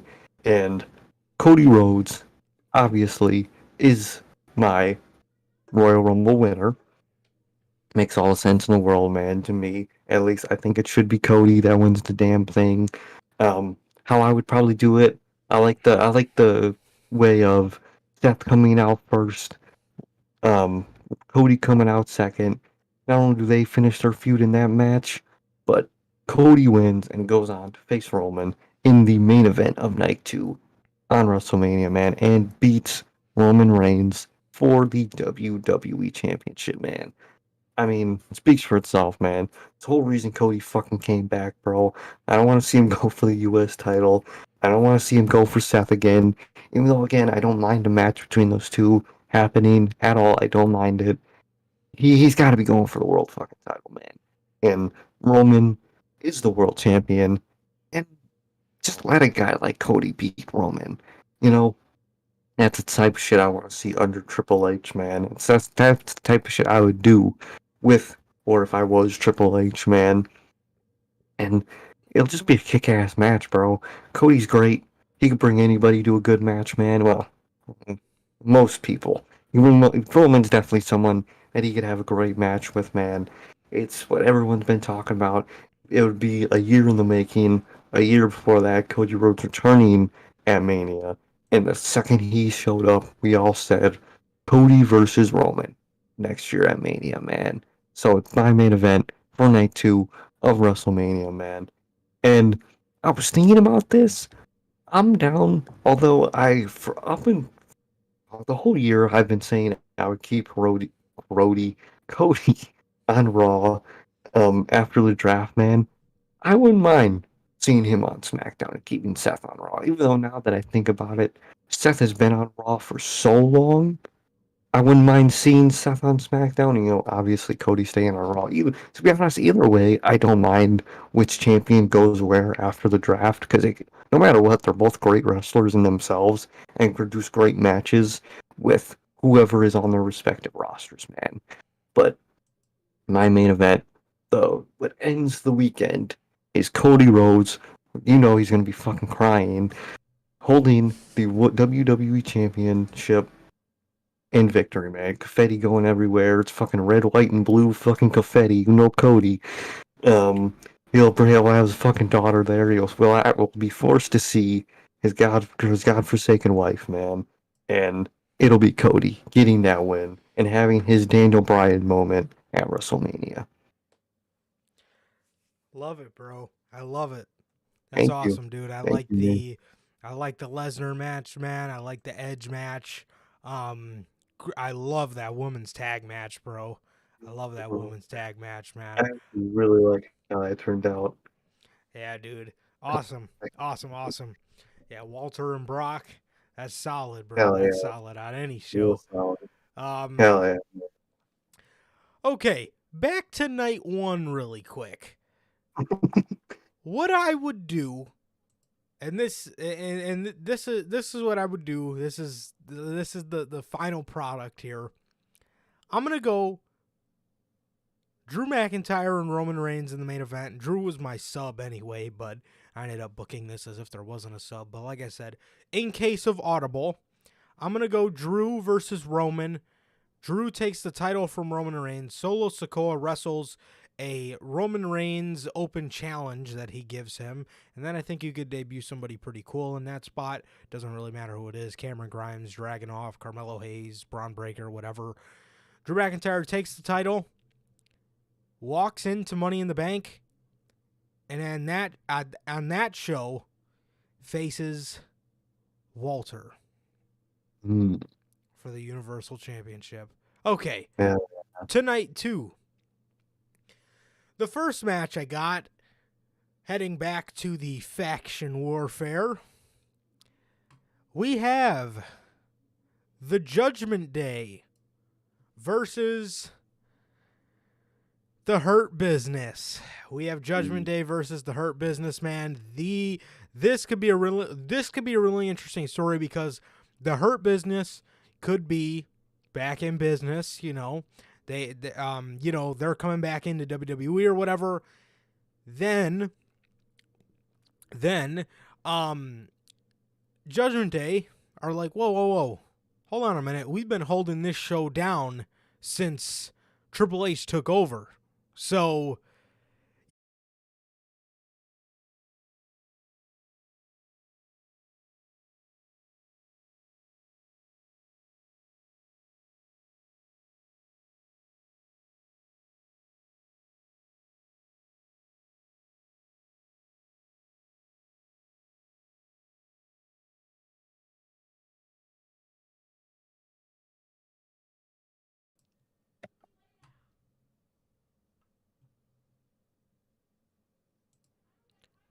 okay. I apologize for that.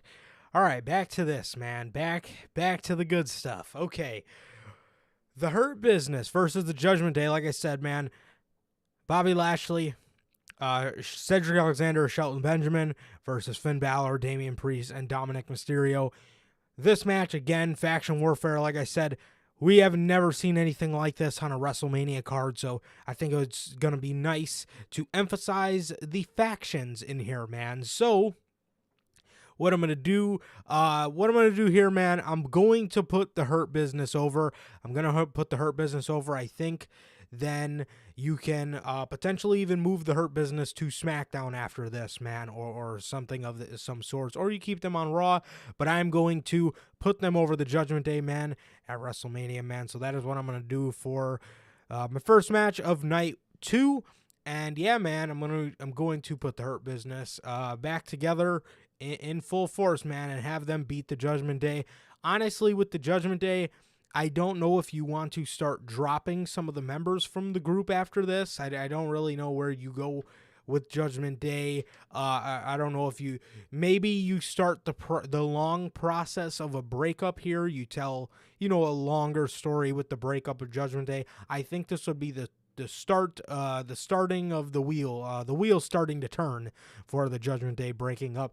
Not full force or anything like that, but maybe just some subtle hints, But But Hell yeah. regardless, or you could have them not break up at all and just do a nice little faction warfare match. But I am going to put the Hurt Business above over the Judgment Day in this one, man. So my next match is Brock Lesnar versus Matt Riddle. This match was like this close from being Brock Lesnar versus Johnny Gargano, but I didn't really think we had enough time to kind of shoehorn some story between them.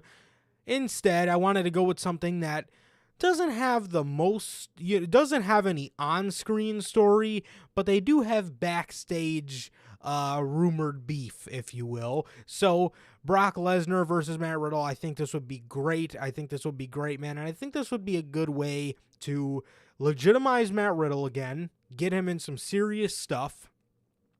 And I also think this would be a great way to get Brock Lesnar some victories before we do what we would do with him at WrestleMania 40 for me, and that is Walter versus Brock Lesnar.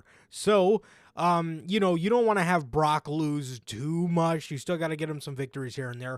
And another reason I didn't do Walter, even though I think it would be a killer match, Brock works better with smaller guys, so that's why I'm going to put him against Matt Riddle here. I still think he would put on a great match with Walter, but I'm going to do Brock Lesnar versus Matt Riddle here, and I think this would be a banger. I think this would be a lot of. I think this could add some cool storytelling elements because not only does Lesnar and Riddle, like I said, have the rumors of a backstage beef, we all remember what Brock Lesnar did to Randy Orton a couple years ago at the 2016 SummerSlam. Maybe you could play into that as well.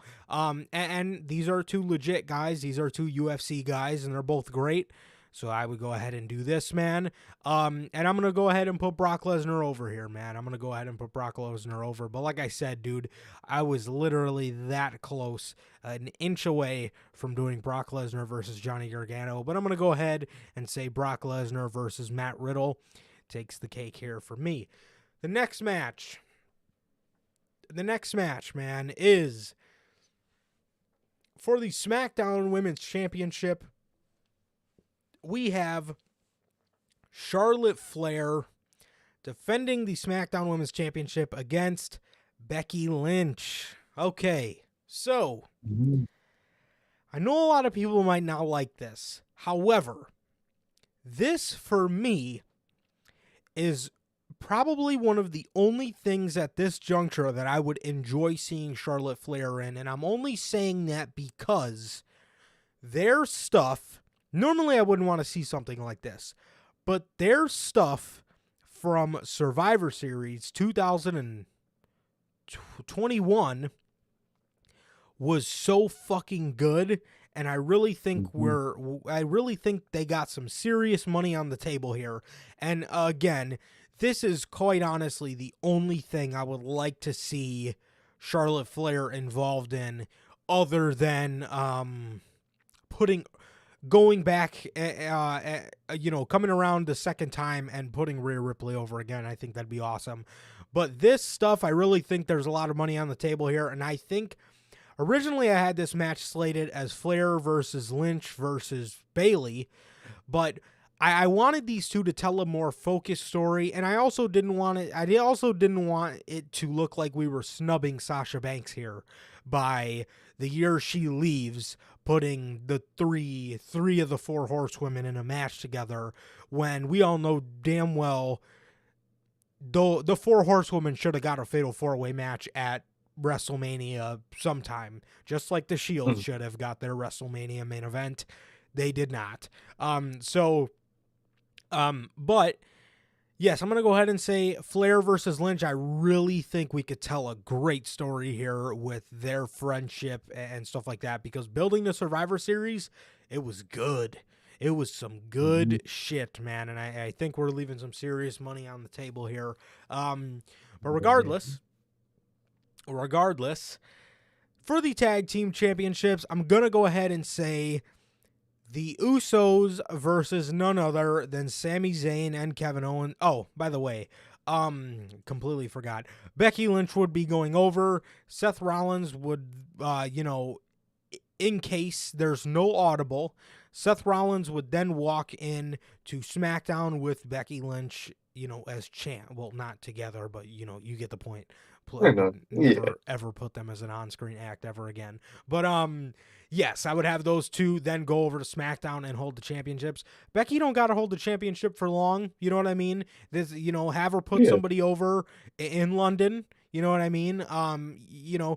I know a lot of people are tired of these people in the limelight, and that's completely understandable. But if there's something from Charlotte that I'm telling you is one of the last things I genuinely be interested in seeing Charlotte do, is a feud, a real life feud, brought to television against Becky Lynch. Man, I really think that would be fire.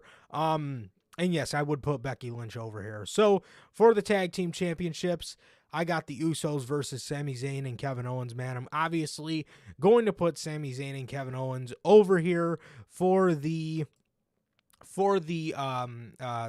undisputed tag team championships. And then I would have these guys not give up one of the titles. I would have them do double duty until they end up losing one of them.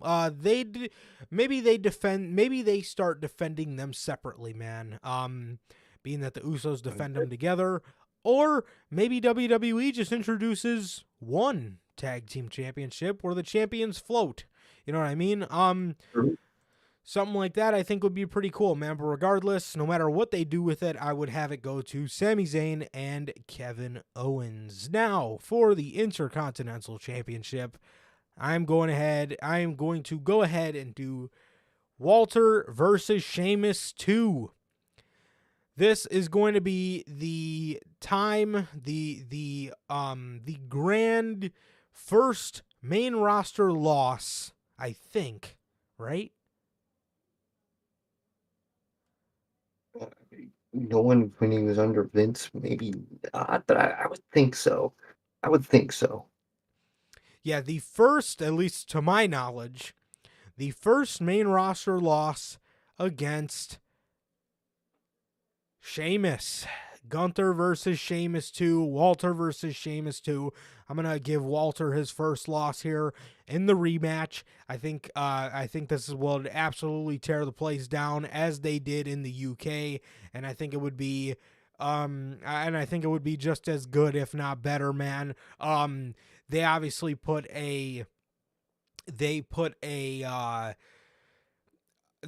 a great match, probably the best IC title match I've ever watched, man. And my God, I think I think that would be amazing on WrestleMania. And yeah, man, I really think it would be great. So I'm gonna go ahead and do Walter versus Sheamus 2, and I'm gonna have Sheamus pick up the go ahead and pick up the victory here. I'm gonna have Sheamus pick up the victory, man. Yeah. Get the IC title, maybe go on to defend it against literally anybody on SmackDown. They have a pretty decent mid-card, man. And I would have Walter go on to Money in the Bank to face either Seth Rollins or Drew McIntyre. Go in there.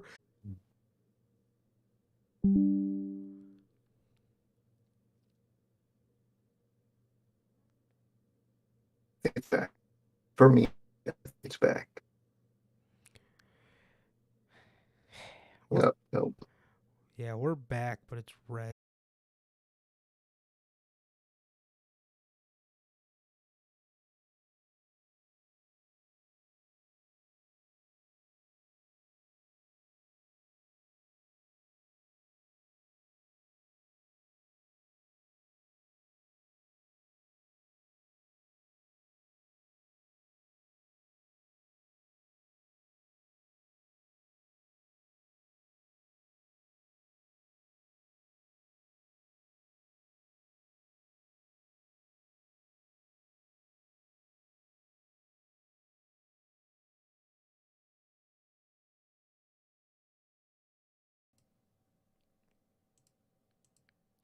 Okay.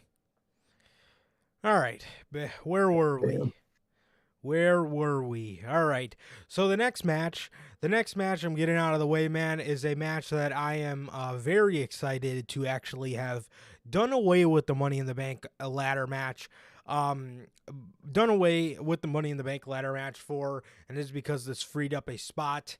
The next match I have is LA Knight versus John Cena. Okay, I like it.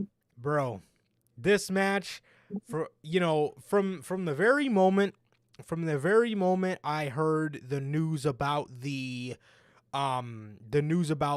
Money in the Bank, and I felt I wanted to switch it because now that I knew WWE wasn't doing it, even though it is my card, I still wanted to switch it up and challenge myself a little bit, man.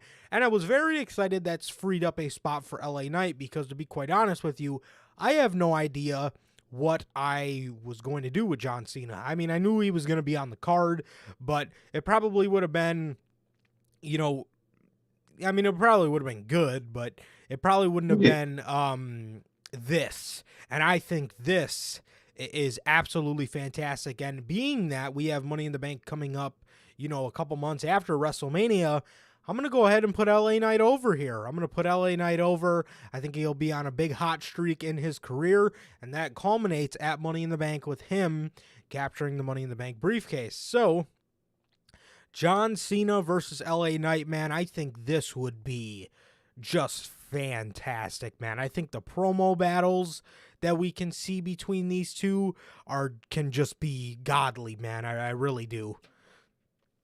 So, Hell yeah. That is my John Cena match for WrestleMania. My next match, you guys got to hear me out on this one, man. You got to hear me out on this one. And I'm going to explain it. Oh, man. Okay. My next match, I have Bray Wyatt versus The Miz. Okay. I know what you're thinking. Hold your horses.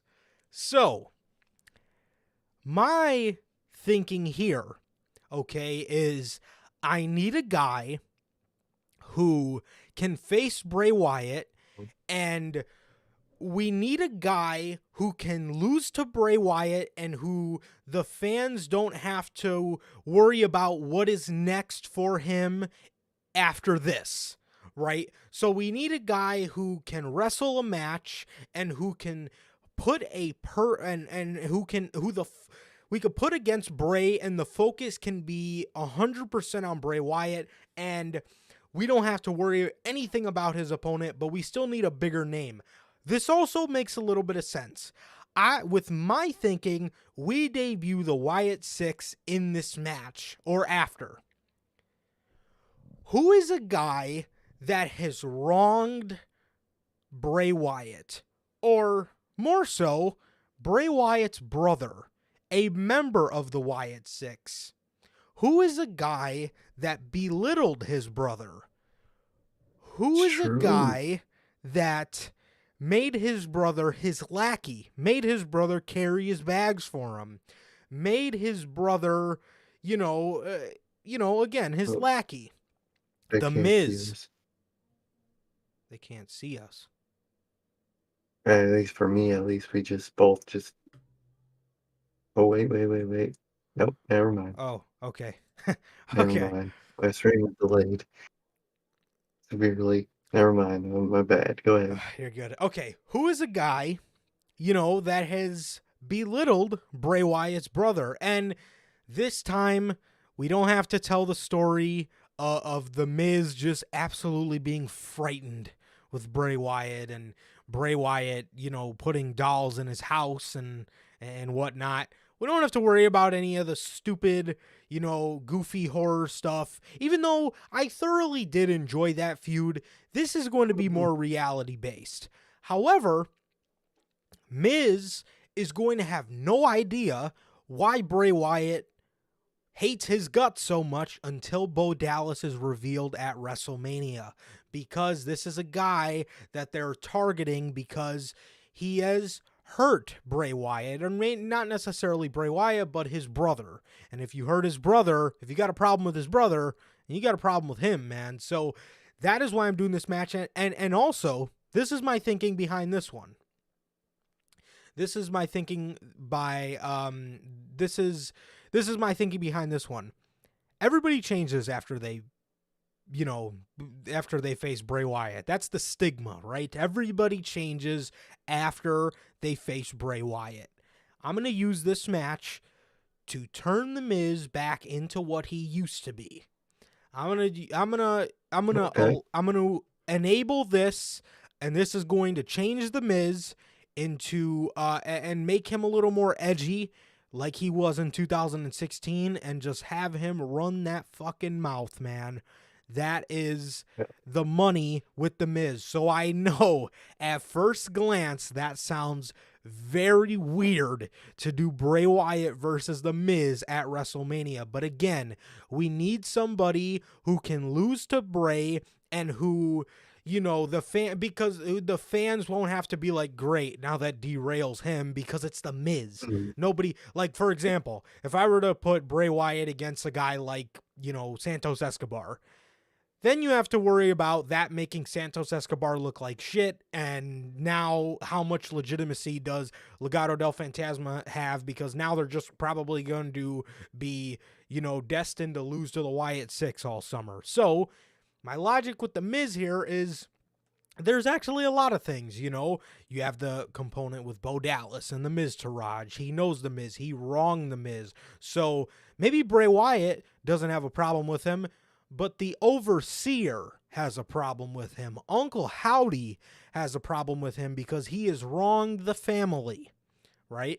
So you have that. You then, in turn, like I said, let the focus be on the Wyatt Six on that night, and then from there you can and also the another reason by doing The Miz is I wanted to do somebody that isn't going to want a rematch.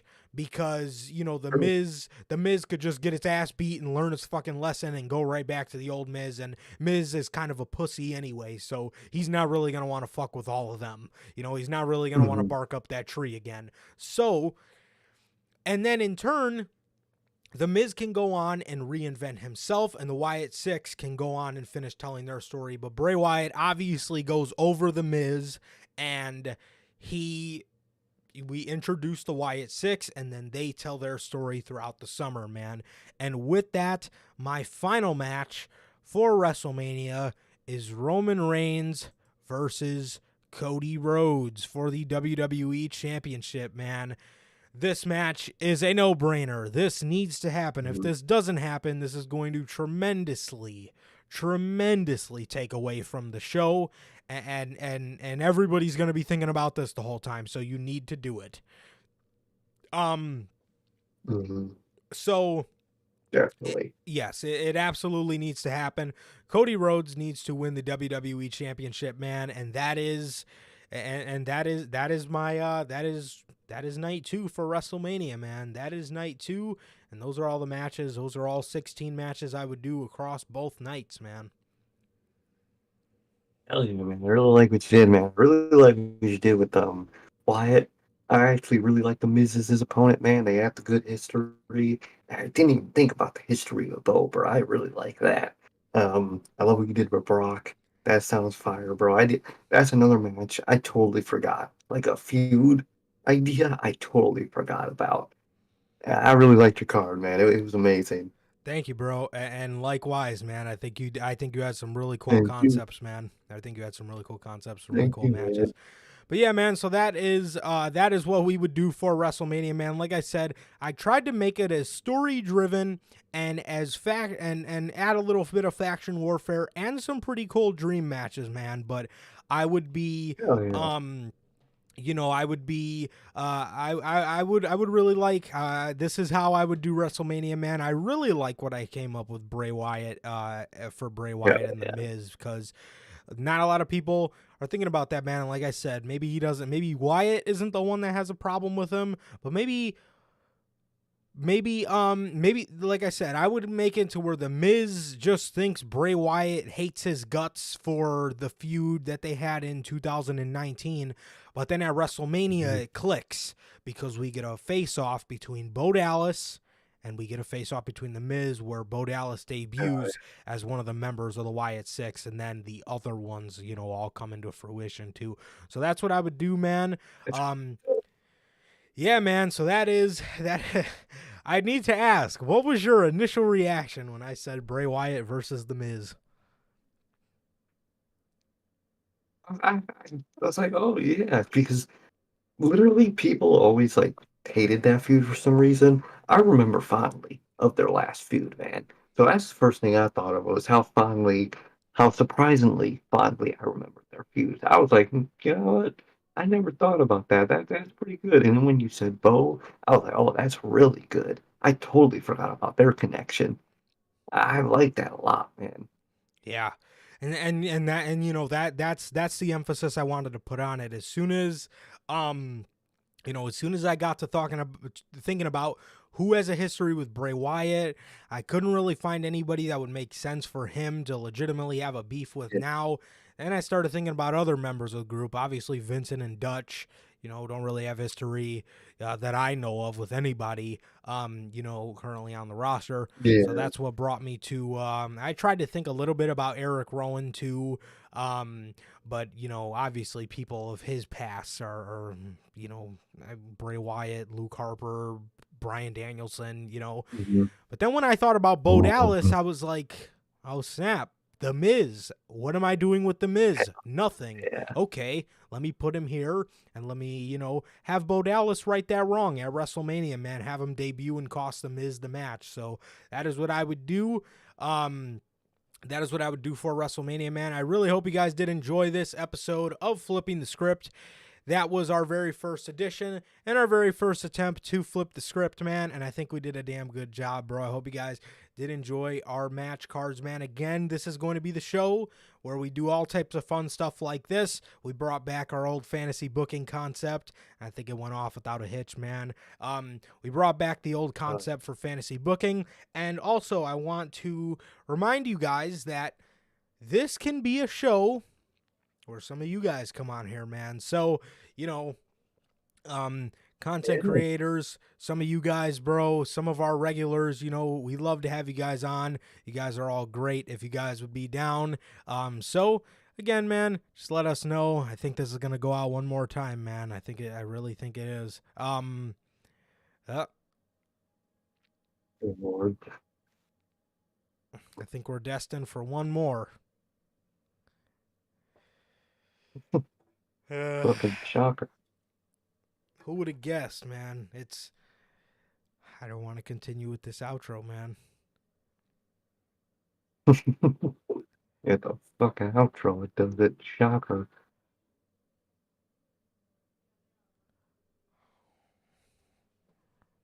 Okay, I think.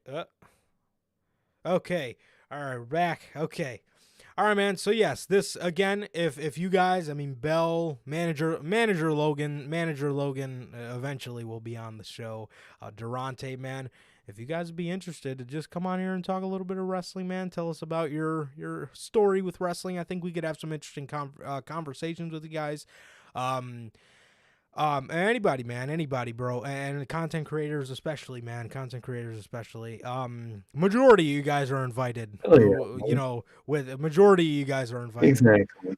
So, unless you're a weirdo, but you know who you are. You know who you are, man. Some of these content creators, if you guys want to come on and just shoot the shit with us, bro, this is going to be the show to do that. Yeah. Specials, all kinds of specials, fantasy bookings, this, that, and whatever, man. This show is going to be just for the fun stuff, man. Not that the other stuff isn't fun, but just for some of the more random stuff we do on the channel. So yeah, man, that was our very first attempt at flipping the script. And again, I think we did a really good job, man. So props to you, bro. I loved your card. It was awesome, man. And yes, man, I definitely think we gave Triple H some good pointers tonight. Hell yeah, man. Same for you, man. I loved your card. I love what you did, bro. And I think Triple H better watch this video, man. Better rewatch this stream. That's right. I think Get so, some man. fucking ideas. I think so, man. So with that, we got tons of news for you guys tomorrow. We will obviously be saving all that for tomorrow, man. Again, I went over that in the beginning of the stream, man. Some of the little, some of the stories we got for you guys tomorrow. And with that, man, this has been a great first edition of Flipping the Script. That is going to do it for this edition, man. The WrestleMania 39 fantasy booking. And with that, ladies and gentlemen, it has been always a pleasure for my Johnny Mayhem. And Sir K. And that is going to do it for the first edition of Flipping the Script. Thank you guys for joining us for our first special on the podcast. I appreciate you guys, man. We love you guys. And as always, please like, comment, and subscribe. And we will see you guys in less than 24 hours with the news. Peace.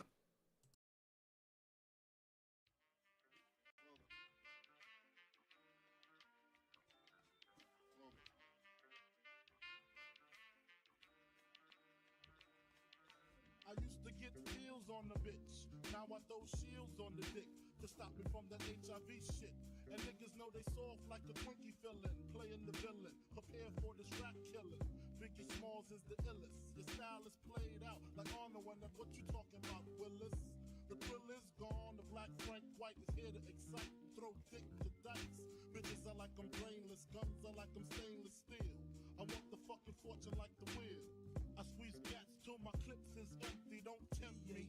You don't want the fuck I am. I'll be damned if this ain't some shit. Time to spread the butter lyrics over harmony grit. It's the mood killer death trap. Yes, I'm a jet black ninja. Coming where you rest at, surrender. Step inside the ring, use the #1 contender. Looking cold booty like your pussy in December. Nigga, stop bitching. Button